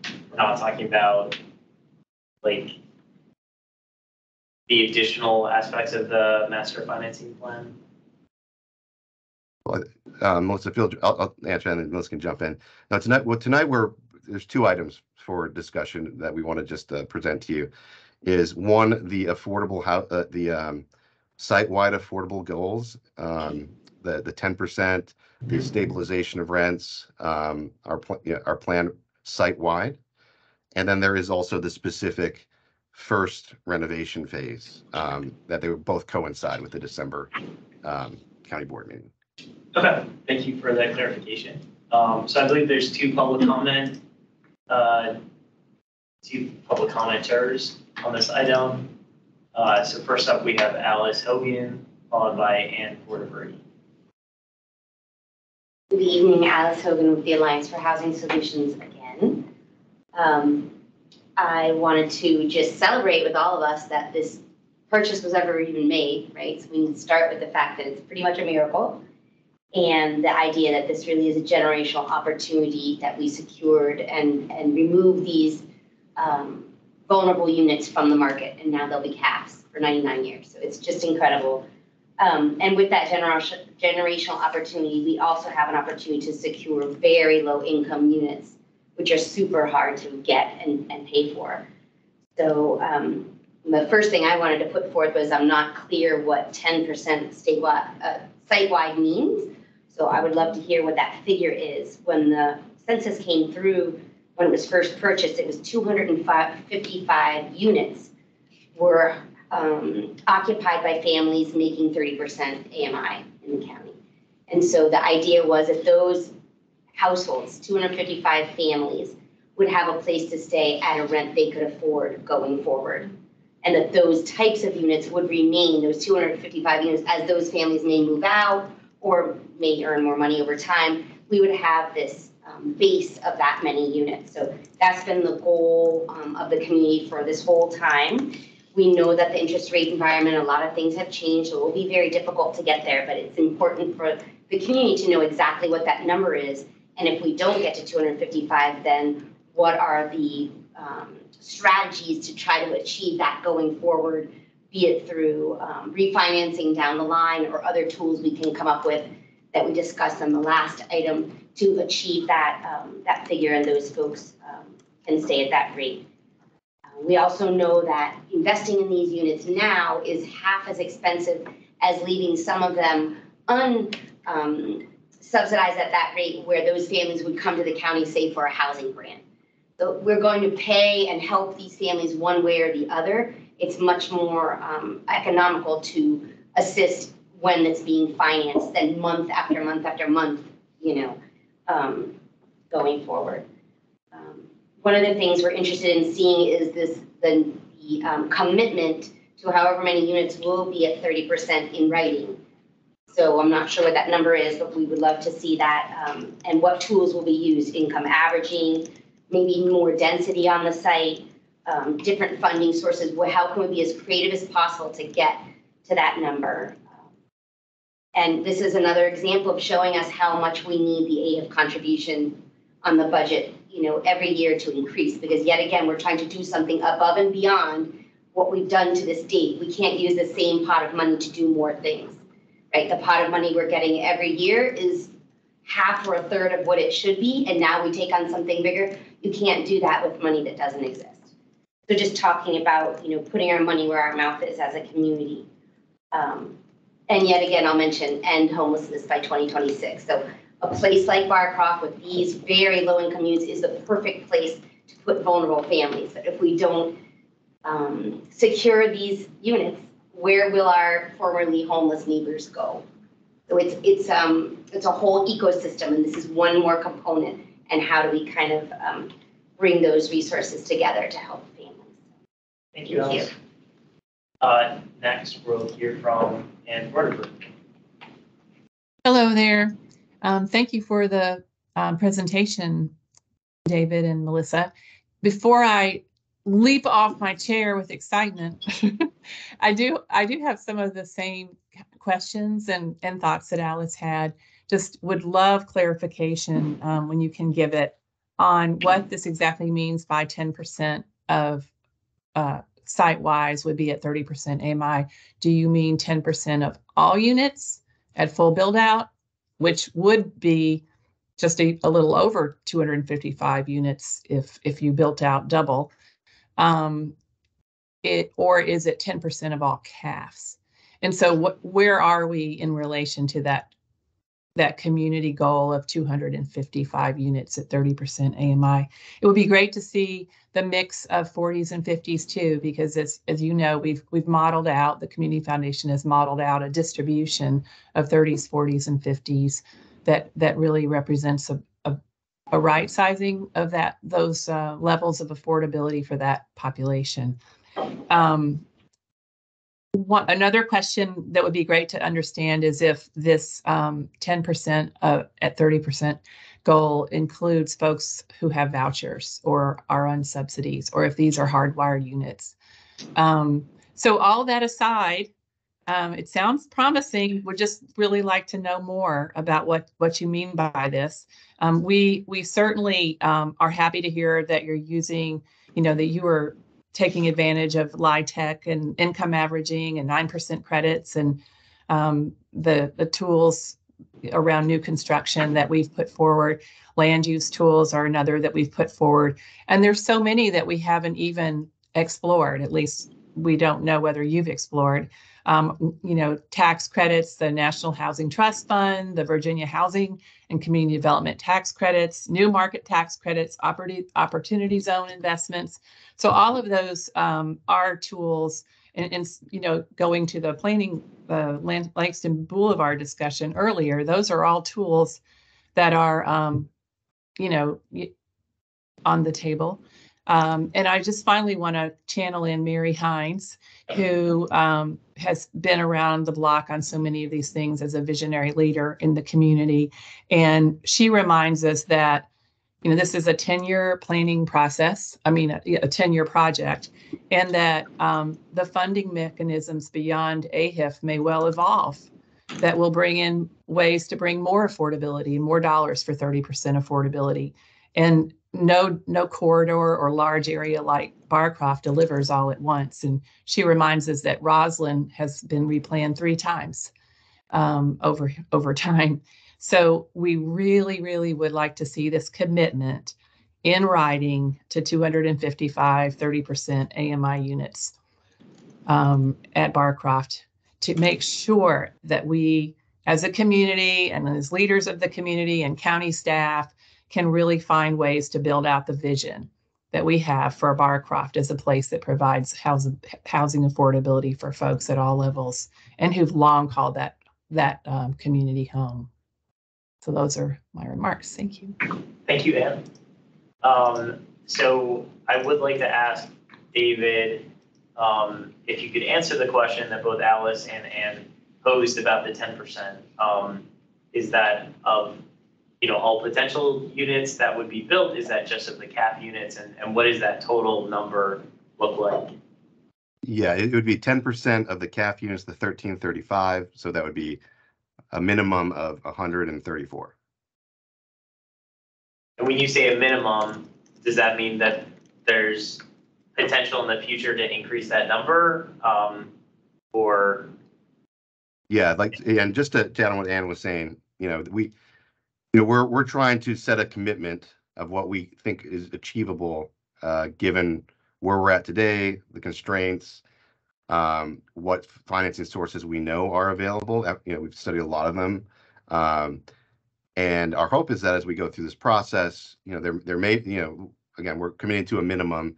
It's not to say that if, some new source comes in from somewhere, or we work with the county on something that I think that's the beauty of this partnership, is that we can keep on refining and working and seeing what makes sense.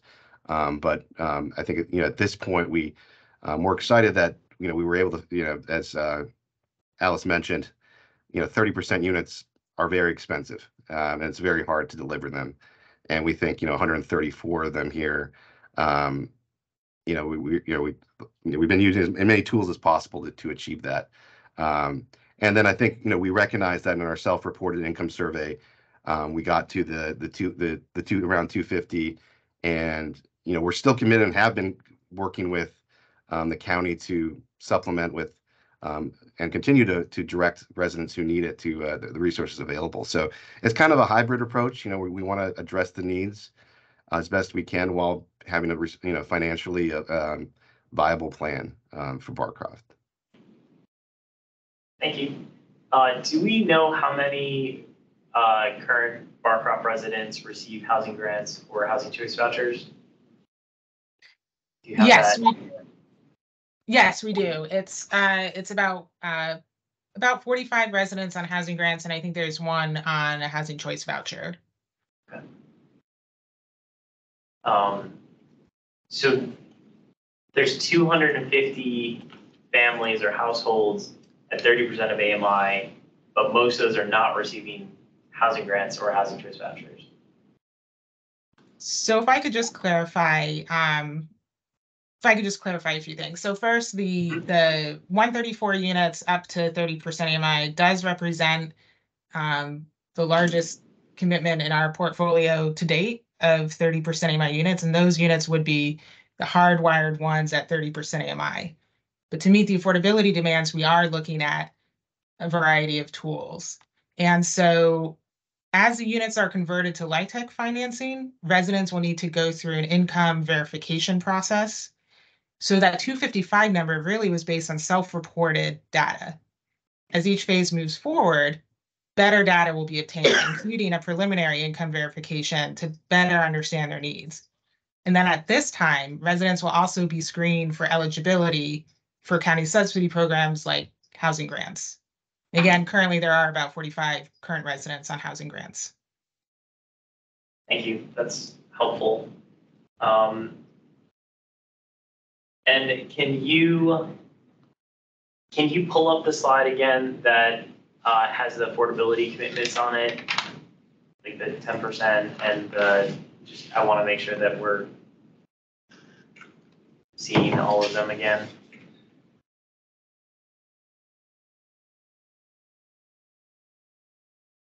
Okay. Is this the right one? I think so. So no current resident displaced, provide new or substantially renovated homes to all current residents at or below 80% of AMI. And so is the plan, so I know there's a plan to redevelop, and that's where you have like the units marked in blue. And then the red was the initial rehab that would take place on the property. I assume that's not for the next 10 years, that's it as far as rehab or redevelopment? That's just the plan right now? Or is that it for the next 10 years? Those are the only units that get rehabbed, and then the blue are the only units that get redeveloped? Yes, that would be the ultimate plan, is that, when we're all done, the ones in white, those are the rehabbed units. The blue is where we would, again, with the vision here on the Columbia Pike form-based code, a mixed income community here. There will be new market rate in those development nodes, but also the replacement of all those units you see in blue, those will be replaced into new construction LIHTC buildings in those zones. So you'll get a mix of new LIHTC buildings, but then also you'll get new market rate buildings in those blue zones. Okay, I think I missed the white, which is also to be renovated, just not at a later date, a later phase. Yeah. Yeah. We'll be going through that in phases. Yeah, through all of the white. Yeah. I see. So basically, all the units are going to be renovated or replaced at some point. Is that correct? Correct. Okay. So the commitment on the prior slide to ensure that anyone who was at or below 80% of AMI would have at least a renovated unit should be fairly easy to do, because all units at some point will be at least renovated, if not replaced. Yeah. So if you go back to the slide again with the map, what we had 2 town halls with our residents, and just how we're explaining to them and giving them more detail is, look at this map. If you're in the white buildings, or those who are in the maroon building already were well in advance, noticed in advance. But if you're in the white building, we're proposing that you get to, you'll move back into a renovated unit there. If you're in the blue building, your unit will be replaced into a new construction. So you'll actually get a building in a new construction project if you live in the blue. Okay, thank you. Can you go back to the other slide? Sorry to have you hop around the slides. And then as of right now, Jared Lynch is willing to commit to 10% of the units being up to 30% of AMI. Would the plan then be most of those would be at 30% of AMI, or are you actually looking at doing less than 30% of AMI for any of those? The rent levels would be at the 80%, the 30% level.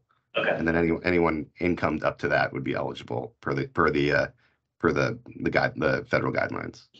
And then for the rest of the cap units, would it just be at like 60%? Or, well, I know you talked about income averaging, but are you looking at any subsidies in between 60 and 30, or really like 60 and then with the averaging above 60?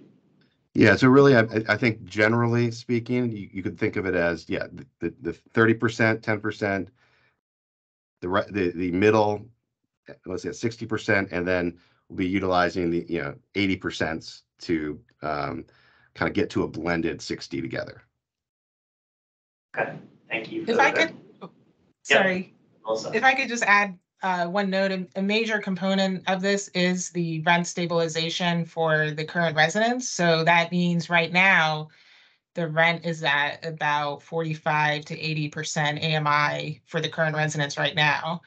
And then when their unit is renovated or redeveloped, their rent isn't going to jump from what it is now to 60% AMI. They'll continue to receive their current rents plus that 3% annual increase. But that stays with just the tenants who are existing or legacy tenants, right? So if they leave and a new tenant comes, then it would go to whatever 60% of AMI like rent would be. Is that correct? That's correct. So when a current resident moves out, that unit would be then available at the 60% level, or the whatever level kind of fits in the long-term plan. So either obviously we'll have the 30%, we'll have the 60% targets and the 80% targets. But as Melissa said, we're a lot of the underwriting right now is underwriting rents below 60% because we're stabilizing rents. But yes, when they moved out, we would go to our general targets and then move to the 60% on average. And does the 3% cap on increases apply to all units, or is that only to legacy tenants experiencing the 3% cap on rent increases? Currently, that's just to the current residents. Okay. Okay, questions, comments about the affordability piece of this? So have a question for the staff, like have you considered, potential resources like Anne was talking about that could increase that number from 10% up to whatever percent would give you the 255? And, is it possible to make that commitment and then assume that you'll be able to kind of find those tools to meet that in the coming time? Yes, so we have looked at, we have asked JR Lynch to look at a variety of tools, and that certainly includes 9% low-income housing tax credits. We've also asked them to look at state historic tax credits and other sources like Federal Home Loan Bank and Virginia Housing Trust Fund. However, those are all taken into account when developing the 10% of units up to 30% AMI.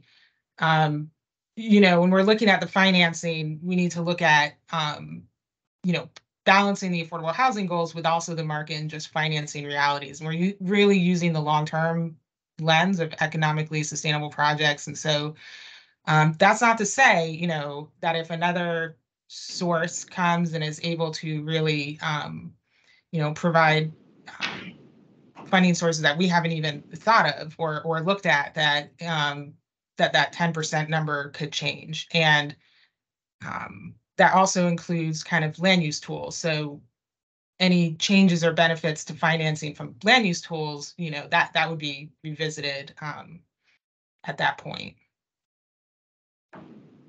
Do any of the affordability provisions, so the 10% of units at 30% of AMI, or the 3% cap on increases for legacy tenants, does any of that require like AHIP funding to have it be a reality, or are we looking at other funding sources to make sure that this is economically feasible? Right. So the county did loan $150 million in county acquisition loan funds at acquisition. Yep. And then as these projects convert to LIHTC, a portion of that original $150 million would then be converted to the gap financing for each LIHTC phase. So each phase will still include county funding as the phases are converted to LIHTC. But the plan also means that no more than $150 million will be needed in order to reach the proposed affordability goals. I'm not sure I completely understand, just thinking of, because I know we're using AHIP funds for the debt service on that existing $150 million. So I'm trying to get an understanding of how much AHIP is going to be needed in the future to pay for, additional affordability commitments, or what's being proposed as part of the master financing plan. Is it just the debt service and that's it, or is any future AHIP going to be needed to execute anything else that's in the plan? So the original acquisition loan was $150 million in county acquisition loan funds, and then portions of that would be that has already been gone out the door, will then be converted into financing for each of the LIHTC phases. Separately, there is debt service on that $150 million loan, and the AHIP would be utilized to help pay for that debt service related to the $150 million acquisition loan.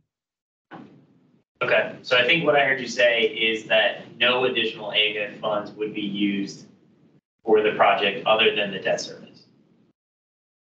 Correct, but that's a lot of money, because $150 million with new interest rates, we did put protection, but $150 million with new interest rates means a ton of AHIP for a long time. So both what you said is correct, and it's a lot of money. Yes. Yeah, I think it was 9 million, or no, it was 9 million with debt service for something else this year, too, I think. I don't know at the top. Yeah, but, okay, that's helpful. When the county is looking at this financing, are you also looking at sort of trade-offs with, so let's say residents who receive housing grants, and is the county looking at this and saying, well, if we spend upfront, whatever amount of money, like 100, 200K, to make it a 30% of the AMI subsidized unit, then future housing grants will be less, because those people won't need the housing grants. Is that part of the thinking on this, or is it really more so in a vacuum? You're just looking at what is the feasibility of, 134 units that are subsidized at 30% of AMI versus 135 without looking at potential offsets in other subsidy programs like housing grants at the same time? Yeah, I would say that we're looking at it all. We're definitely not looking at it in a vacuum, and it will take all those tools. So, again, it will take housing grants. And in fact, there are about 45 residents already on housing grants. In addition, it will take units at up to 30% of mine. That's where the 10% commitment was developed. So we are looking at how both subsidy and the units can help meet the deepening affordability demand at Barcroft. Thank you. Other questions, feedback on the affordability piece of it? I just have a clarifying question. So if a resident were to move out of a unit and they're in that 30% AMI, that unit then gets then that unit is available for that 60% AMI? Is that how that would work? I was a little confused there. Yeah, Oh, go ahead, David. Oh, I can try to answer that. So, the way, again, taking into account the existing residents, and as we've said, assuming all existing residents below 80 in the new LIHTC deals are stabilized at their rents, really all those residents, we can't designate their unit as 30%. We can't designate it as anything below 50 because they're currently paying 45 or 45 to 50. So yes, if a existing resident moved out, that unit would go to a 60%. Now we do have about 20% vacancy at the property that we're holding. We're holding that vacancy so that we can take those vacant units, and from those vacant units, we would designate the 30% and the 80%. If that makes sense. I know it's a I guess a better question to ask is like, will there always be 10% of your units available for 30 AMI? Yes. That would be a long-term, 10%. Thank you. Yeah, I mean, I think I'd just like to echo, the sentiment expressed by Alice as well as Ann, that obviously we'd like to see as many units set aside at the 30% of AMI as is possible for the site. I think it's great that you all are committing to 10%, but it certainly would be nice to see that increase, if not in the initial plan over time as, more funding mechanisms or tools are discovered or are able to be leveraged. Anything else on the affordability piece before I had a comment on the renovation? Okay, just on the renovation side, are you all using historic preservation tax credits for that as well, or is that not part of the funding source for the initial renovation? That is not currently one of the funding sources. We are still exploring historic tax credits.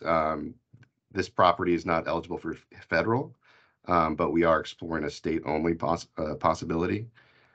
So to be determined if that can apply to the first renovation phase or just future ones, but we are pursuing that.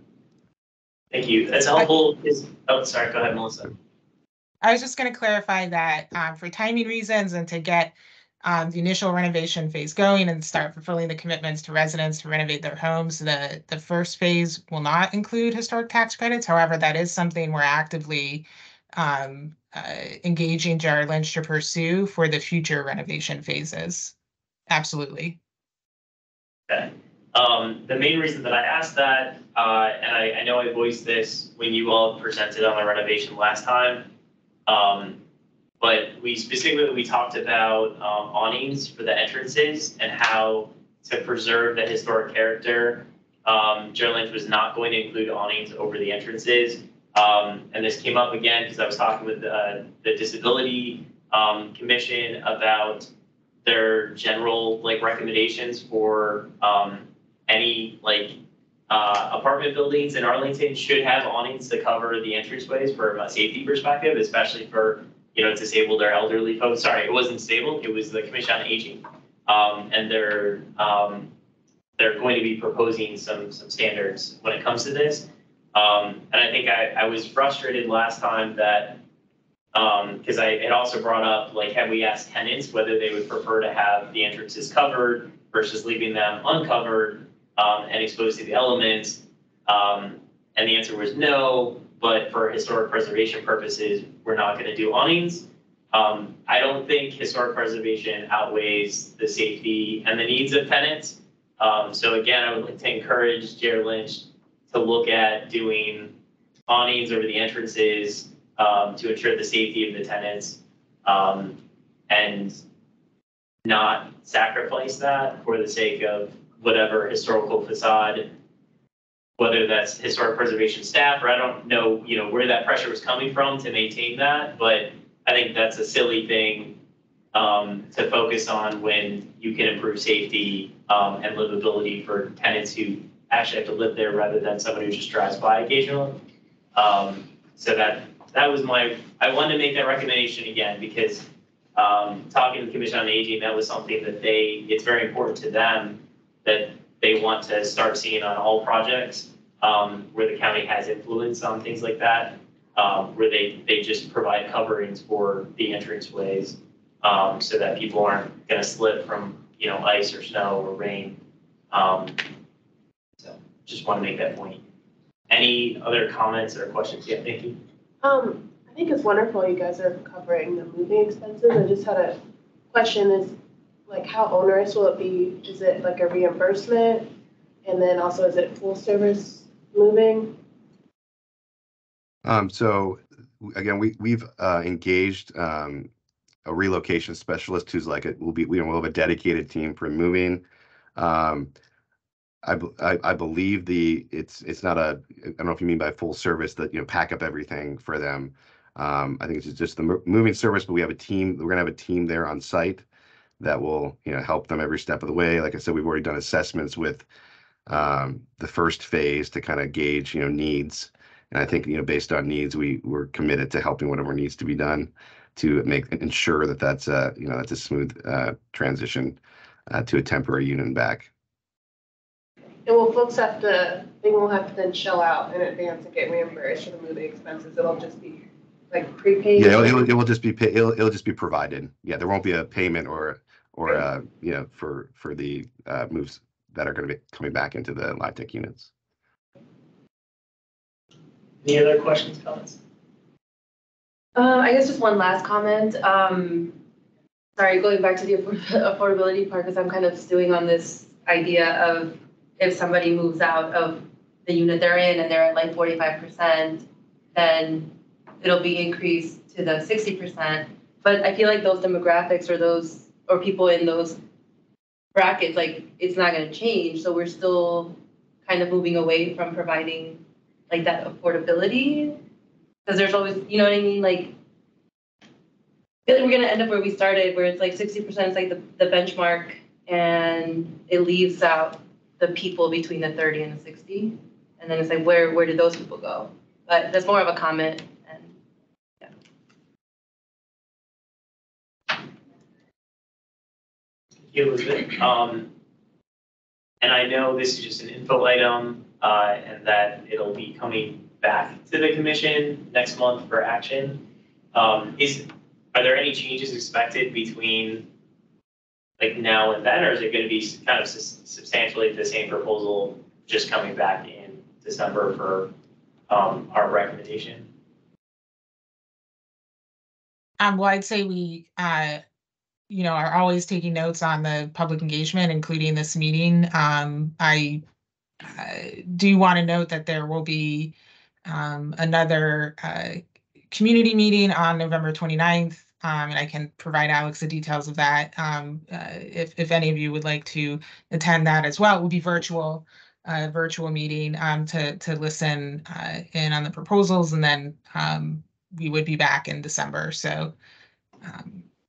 Okay, thank you, Melissa. And I know there's been a tenant council that's been stood up at Barcroft. Is this something that either the county or Jared Lynch has engaged with a tenant council on and gotten their feedback? So the resident council is very new, and they do have an upcoming meeting, but I believe the agenda will primarily focus on like the logistics of running and keeping a resident council meeting going and the type of help that the county and Bugatti can provide moving forward.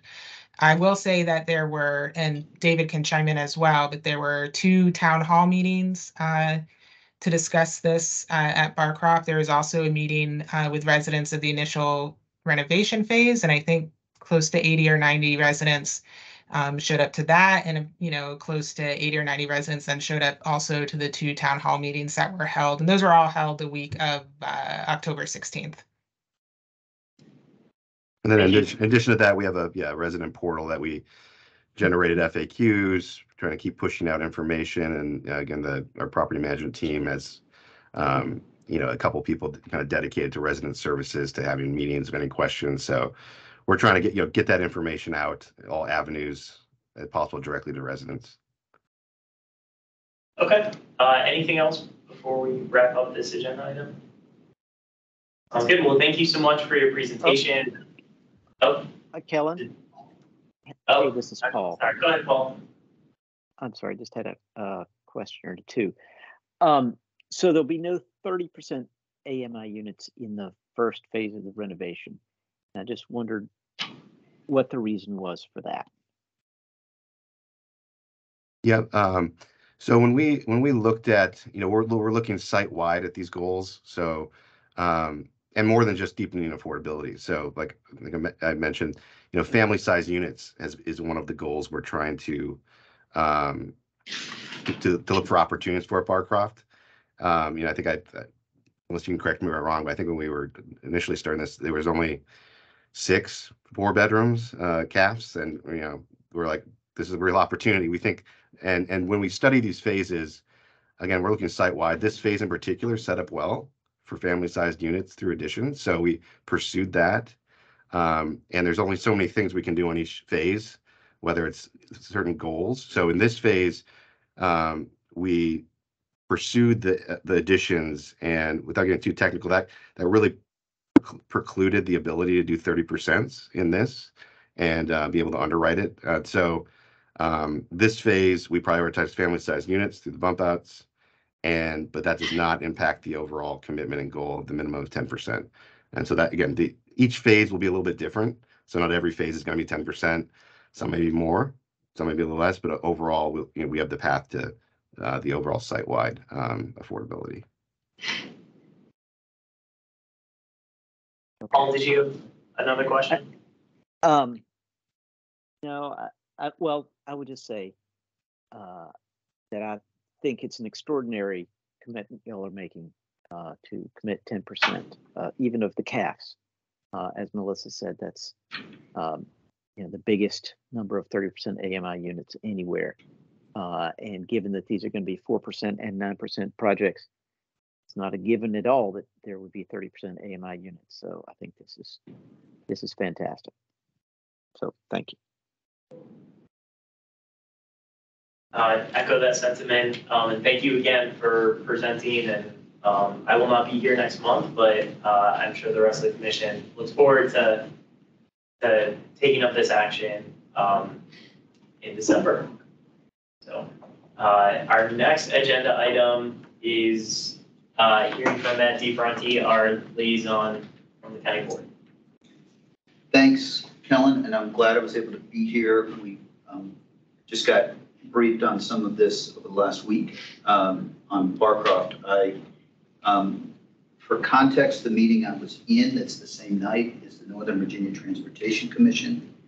We are having a massive problem funding Metro, and so I'm vice chair of that commission, and I will be chair next year. And so when I'm not worrying about housing at night, I worry about funding Metro, because Arlington does not work for most of our community if we do not have Metro, and the current governor is not inclined to provide some of the massive state surplus to fund Metro. So, Tuesday will have a massive impact on the leverage that we have with respect to the Metro conversations. I have not been to this commission in a couple of years. I have been liaison. I've been talking with Kellen. I was on this commission for a long time. Most of you know this. I was also on the Affordable Housing Task Force that led to the master plan. Housing remains a critical priority to me. And when I was on this commission, the number 17.7, which is the percentage of units that we sought to make affordable in the Affordable Housing Master Plan, I constantly advocated and criticized the county board for not meeting 17.7%. Now, I think about it and I push. So, for example, last year we increased the amount of ongoing AHIP by $800,000, which is not close to 25 million, which has been a longstanding goal, but it did not enable us to fund a position in the public defender's office to help us address some of the challenges we're having with diversion with respect to the jail, which I think is a self-evident priority for us to try and address.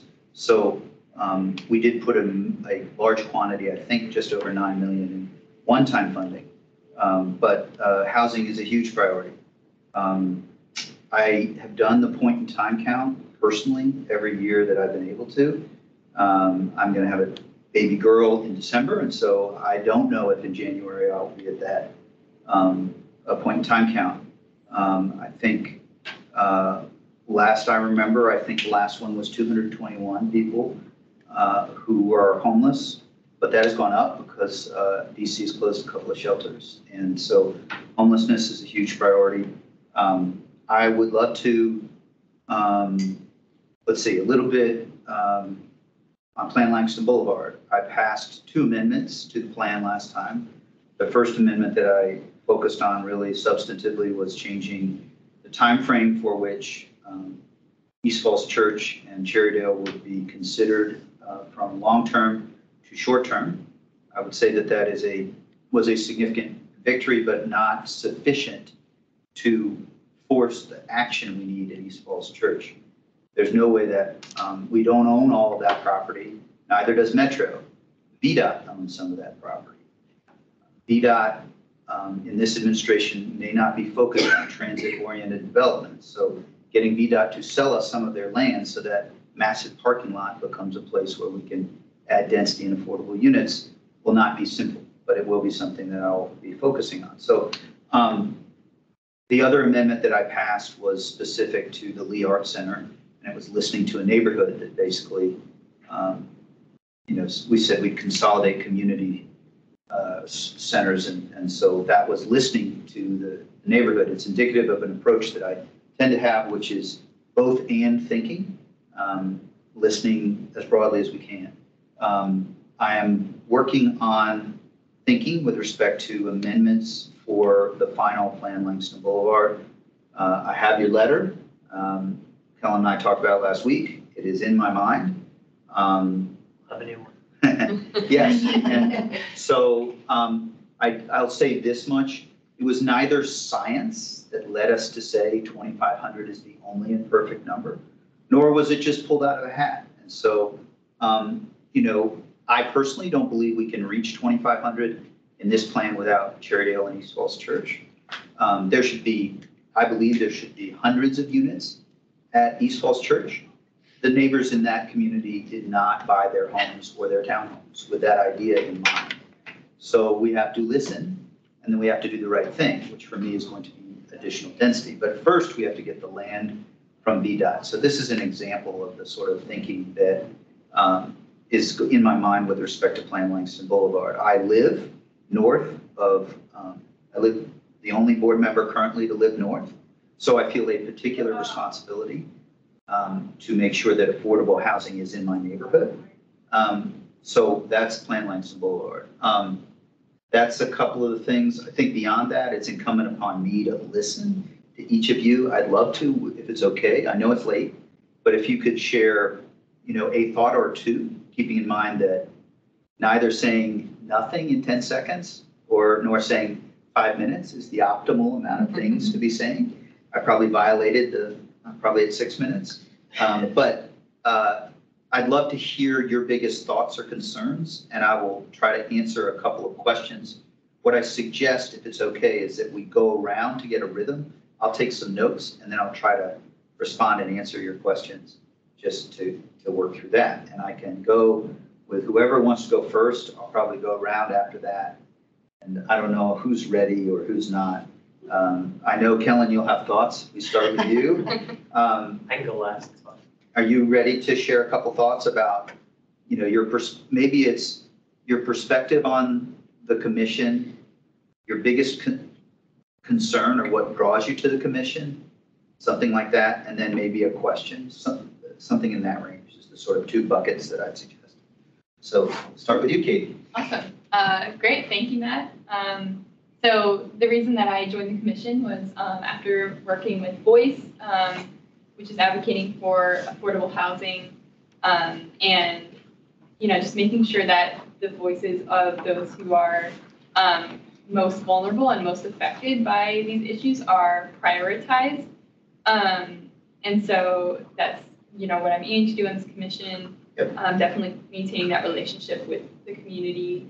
And that was something that we were discussing earlier with Langston Boulevard, is that we would like to see the county take into consideration more those people who are affected by, the scarcity of housing, rather than, the current status is that the loudest voices are often those who are the existing homeowners who, it's nice to not have, maybe the visual aspect of the area near you look different, but really it's much more important to actually have a roof over your head and be able to afford that. So those were kind of my thoughts. Yeah. Thank you much. And I will resist the temptation. I did not describe some thinking on missing middle, but we'll come back to your comments for sure.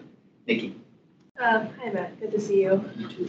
I joined the commission because my background and I guess passion is public health, health policies, and my training. And so housing is a social determinant of health, and all these things are interconnected. I'll be honest with you, I think it'll be a year in December that I've been on the commission. And I've learned a lot so far. I think it is a little frustrating. Sometimes I feel like we're a little bit powerless, but I'm still learning so much. And I've been grateful for the opportunity. I think a frustration I have is Arlington has a lot of goals, but I don't always see the policy behind that's necessary to achieve those goals. Speaking of missing middle, I think it was watered down in the end. I'm glad we got it done, but I would have liked it to have been stronger. Yeah. Great, got it. I felt, I'll keep going, I'll resist. Yes, go ahead. Anika. I joined the commission when I was interning in DC at Thrive DC. It focuses on homelessness in the DC area. And then when I was volunteering, I can't remember the name of the previous homeless shelter that we had here, but now it's called Pathway Forward. A-Span. A-Span, there you go. I was volunteering when it was under that one, and just listening and getting a lot of feedback and information from the staff that was there, and how they knew we would go out and they knew where all the homeless individuals that they was like, okay, this area has this person has that, and they service them. And just seeing now in the community, an increase. Even under the underpass, I see more people under, especially in Crystal City. I see more tents and stuff popping up, and I'm like, I wonder if they're from the DC area. So you confirmed it, that the DC area closed down more shelters, and now it makes sense why I'm seeing more individuals under the underpass. And I'm curious about what's going on with that and how to circumvent that situation, because it's getting cold, because last night was freezing. So, what was the other question he had? I sort of said what brought you perspective and maybe an issue or area that you care most about. You kind of covered it, but go ahead if you have a question. One more is veterans, making sure that we make them a priority too, because that's a very vulnerable population when it comes to homelessness, especially the individuals that are considered 100% disabled, but they only have a certain amount of income. And I think there's a gap between the AMI individuals of 60-30. You have individuals that make $2,000 a month on disability. Where do they fit in at? Because when we talked about the 45 vouchers, and it was like, okay, there's a population missing in there. There's a service for a population, not just veterans, but because I have a connection to the military, I'm speaking on their behalf, that there's a gap and we need to try to close that gap for individuals that have limited income. Got it. I'm going to keep resisting. I have thoughts. Haley. Hello, I'm Haley Norris. I work for ALPA. So I work for one of the affordable housing providers here in the county. So I hope to help, support the commission in efforts, particularly for things like Plan Langston Boulevard and other policy initiatives that help us more easily build affordable housing through increased density or through other tools that enable these to be possible and more financially feasible, because there's no units. And of course, more AHIP, as we all know. We talked about that a little bit earlier, that it's great to have these opportunities, but it is challenging if the money isn't there to help support that. So I know everyone's aware of that. No, it's fair. Hi. So I joined the commission because I actually went to one of the Missing Middle forums or town halls that were held targeted at underrepresented communities and trying to hear what they had to say. And a lot of the commentary was I feel like people were very unaware as to all the changes that were actually going to be happening with it. And listening to people in the community, I've made it a mission to become involved in different groups in the area. And so listening to, people that have been living here 20 plus years, I moved here in 2018. So I feel like, not that they have more seniority, but listening to their journey through Arlington, housing is a really big issue. And so I wanted to come and actually learn how Arlington handles that, what the processes are, and obviously representation. We need to make sure that, I don't want to say being a voice for people, because people have voices. It's just sometimes they're not heard. And being able to come to the table and have an input was important. I've only been to maybe 3 or 4 meetings, so I'm still fairly new.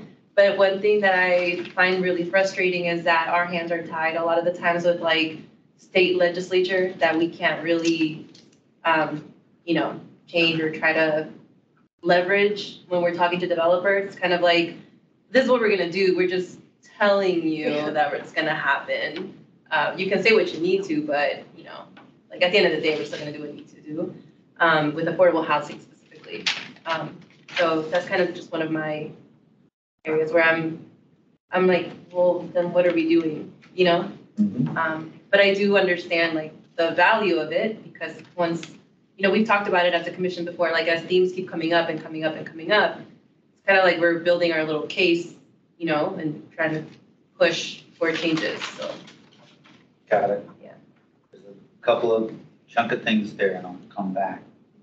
Yes, Karen. So, yes, I don't know why I joined this commission. I'm just kidding. I was actually asked many, many times over the years, because I am the voice of home ownership. I do housing counseling for Latino Economic Development Center. I've been doing housing counseling since 1994. 1995, which dates me. So I've seen the whole trajectory of being able to help people purchase homes to really in the last 10 years. This is a nationwide problem. We're not going to be able to fix it.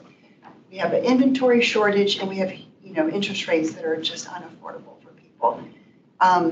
So I do what I can to help people purchase. And honestly, my day just involves helping people purchase affordable dwelling units in Arlington, Fairfax County, City of Alexandria, and Loudoun, and through different programs through Virginia Housing. So I do what I can to help people purchase, but there are just so many market forces that make it so difficult.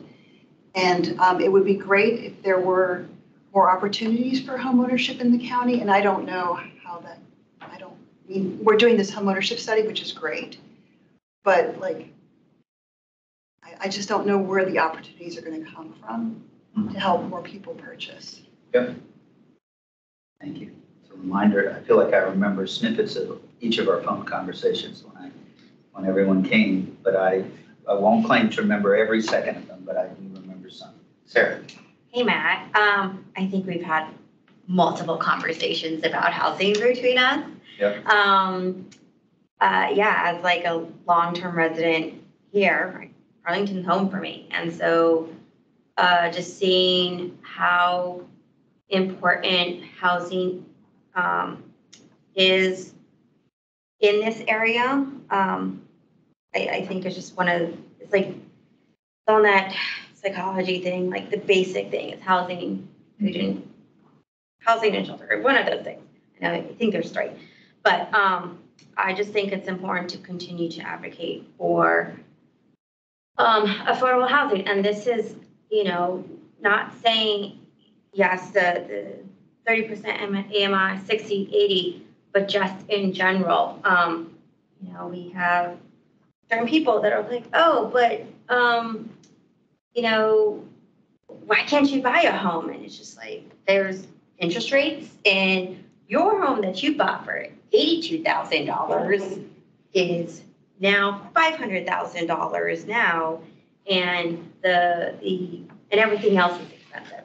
So I just think it's important, but as everyone here, the frustration sometimes with the legislation that we can't do much, but then that goes again, we have to talk to our community to continue to get out and vote for people that support progressive,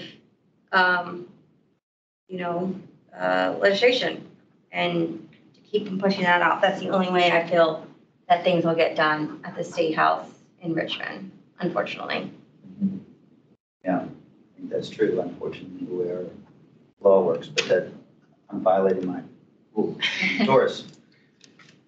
Thank you for coming. And I wanted to say first that I think in the immediate for high priorities is I hope that you will support and work for adding the priorities of the Housing Commission to the legislative agenda for the Virginia General Assembly coming up.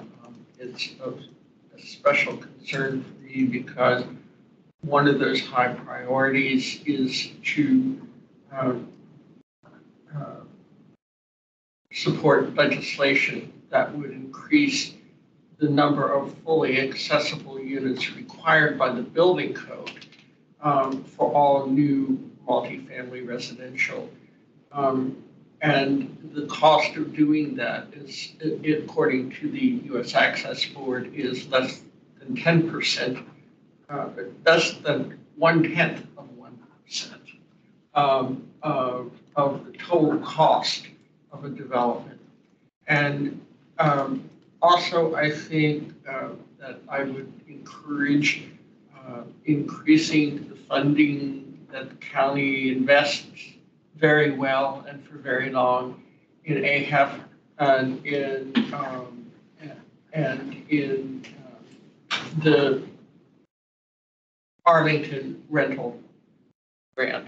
And those are very important programs that support people of extremely low and modest income.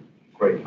And I think that also, I think we need to be exploring for the sake of the senior community and their ability to remain in the housing that they've purchased, especially multifamily housing, looking at a way to bring down or subsidize or whatever condominium fees. So many people have bought their condos. They think they now can afford coming into their senior years where they live because they paid off their mortgage, but they're swamped under by condominium fees. And great. So I appreciate what you're doing. Thank you very much. And I was last month at the Disability Commission, and I think you were there for share some thoughts too. So we got two people online. Yeah. We got Paul and Margaret. Why don't we start with Margaret? Paul and Alice and Doris were the three people that I served on the Housing Commission with. So I want to hear from Paul in addition, but maybe we start with you, Margaret? Sure. My name is Margaret McGilvery, and I've been on the commission for about a year. Really the reason for my coming onto the commission was because professionally I've worked in the area of public housing for 25 plus years. And due to various obligations, had not really had the bandwidth to apply that passion and knowledge to my own community, which I've lived in Arlington for 25 years as well. So finally, those two sort of pieces aligned. And so I think I actually arrived one meeting prior to missing middle, kind of hitting us hard. So it was a little bit of a baptism by fire, but it's been I also had early on in my career been the deputy director of housing in the city of Alexandria, and so had staffed numerous citizens advisory commissions. So it's been very interesting to be on the other side of the table now. Great. Great.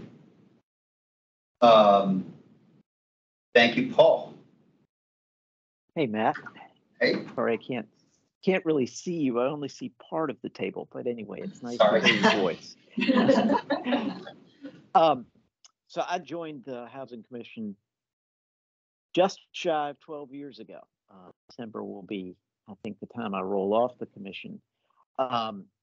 And I joined because at the time I was working for Wesley Housing.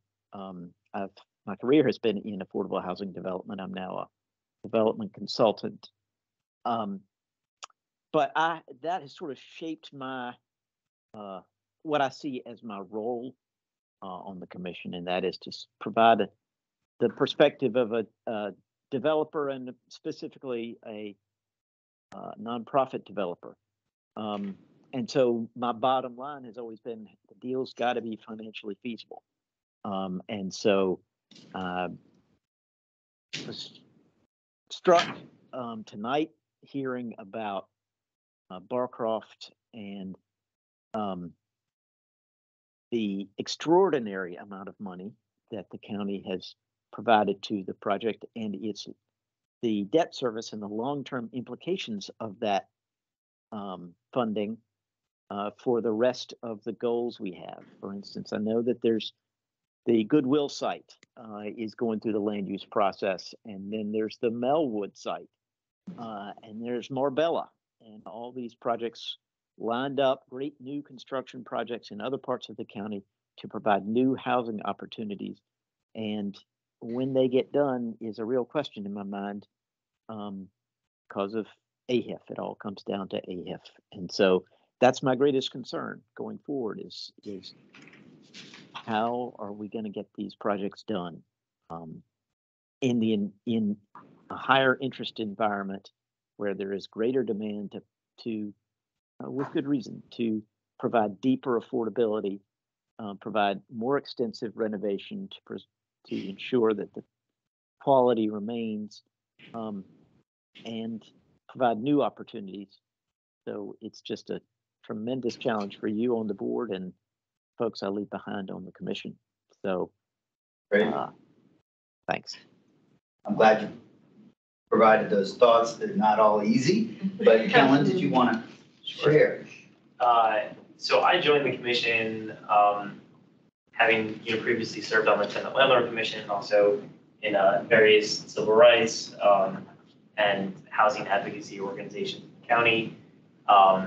And I was able to join right after seeing some of the power of the commission with the Serrano crisis, and how the commission, in a way that I'd never seen a commission in Arlington kind of do before, they forced action at the staff level, I would say at the board level, at a nonprofit affordable housing partner level, and I think they very deftly navigated bringing together all the right stakeholders to make things happen. Obviously, there were other groups very involved as well in that effort and contributed to that success.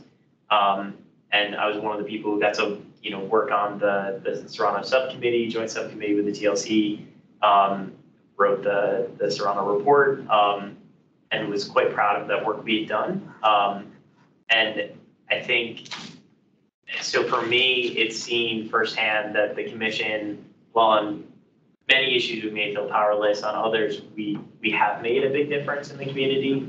And I also think Arlington County has more power and ability to create change than sometimes our leaders like to admit. I think Barcroft is a great example of where the county was able to step in and do amazing good for our low-income residents. And that's something that previous leaders may never even considered. And there are opportunities outside of what Richmond allows Arlington to do, or with the powers Arlington County already has, to make it a positive difference in low-income residents' lives. And so I've been very grateful to have been able to be a part of this commission to provide recommendations on how to do that, and work behind the scenes as well with other advocates and county leadership to try to make change. And I think moving forward, I'm looking forward to digging in more to some of these topics, like the affordable housing ordinance and enabling legislation, looking into implementation of the Fair Housing Plan, which was also a significant achievement in getting that passed, not only by Arlington County, but across the region. Had a good conversation with Ann Benicia about how the Housing Commission can help staff figure out how to do some of that implementation. So I think there's a lot of areas that I'm really excited about, the commission being able to help staff and help the board move in the right direction when it comes to addressing the housing needs that we have as a community. And that's why I continue to stay on the commission. Thank you. So I told my wife I would not be home before 9:45. And I am on 2 nights a week I'm out, and the rest, she's 8 months pregnant, so I'm home the rest of the nights. I'm 50 years old. I got married at 46. I would like to stay married. So I will move sort of quickly. I invite you to, I think I'm accessible. If you email me and you want a conversation, I will do it. It's easier for me during the day, and I will be taking a modified paternity leave in the month of January. I think it's important for men to do their jobs as dads. And I will be at the county board meetings, but for the month of January, I'm going to emotionally prioritize spending time with our new daughter. So I'll go quick, and it may mean that questions will have to come in follow-up. And if you think you've got a broad question, maybe we have time for 2 or 3 at the end. But on Langston Boulevard, and your points, Boyce I know very well. And Remember the Titans, the racist team that they defeated included Yorktown High School. And that is my neighborhood. And so That is a problem.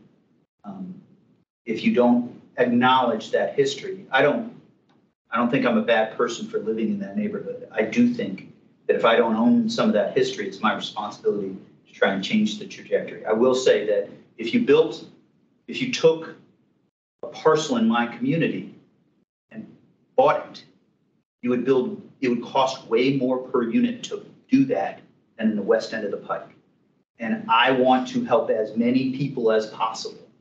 I don't want to concentrate poverty. The history of the Chicago housing project, Henry Horner Homes, I don't know, most of you would know some of it, but we do not want 50% of the units at Barkoff to be 30% and below.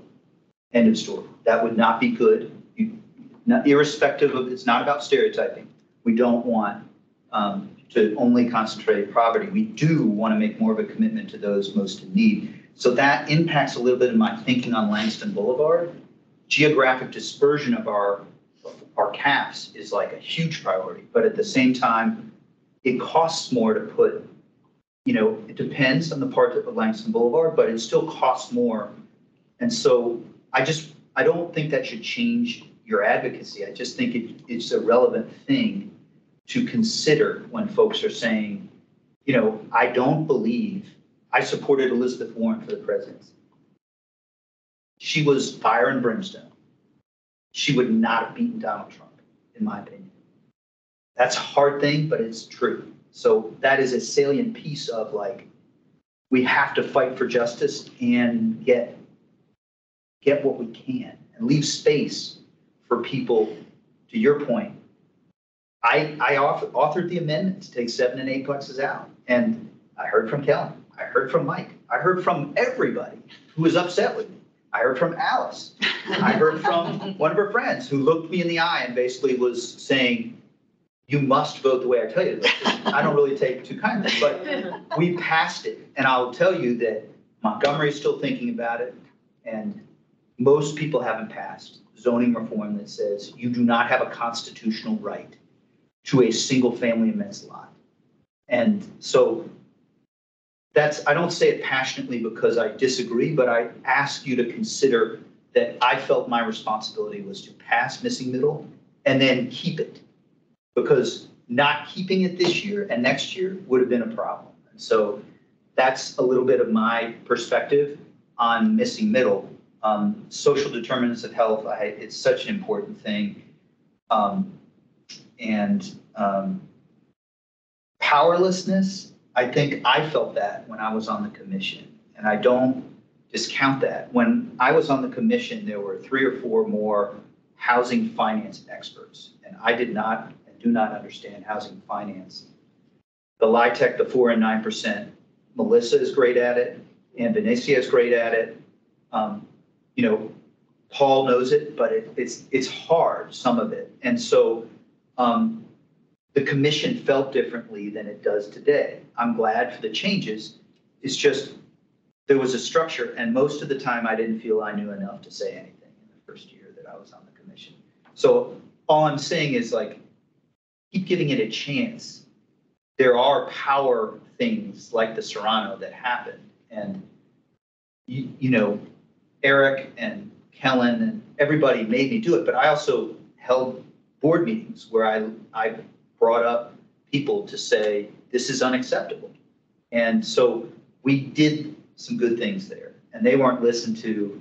My wife was not in the deep part of the pandemic. I was in those buildings.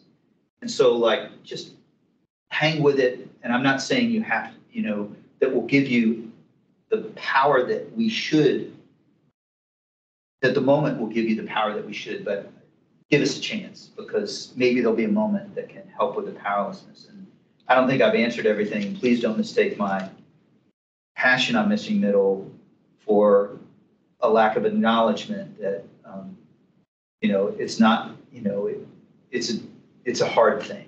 And I wasn't thrilled about, I knew the costs, but I wasn't thrilled about, I knew that there were costs in addition to benefits in my mind for that amendment. And I was never for a second going to walk away from our commitment to passing it. People who said, let's think about it for 10 years.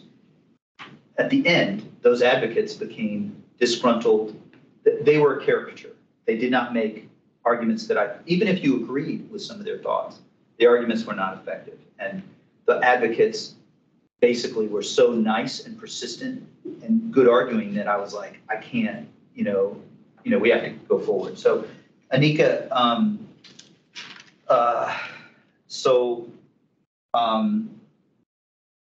vet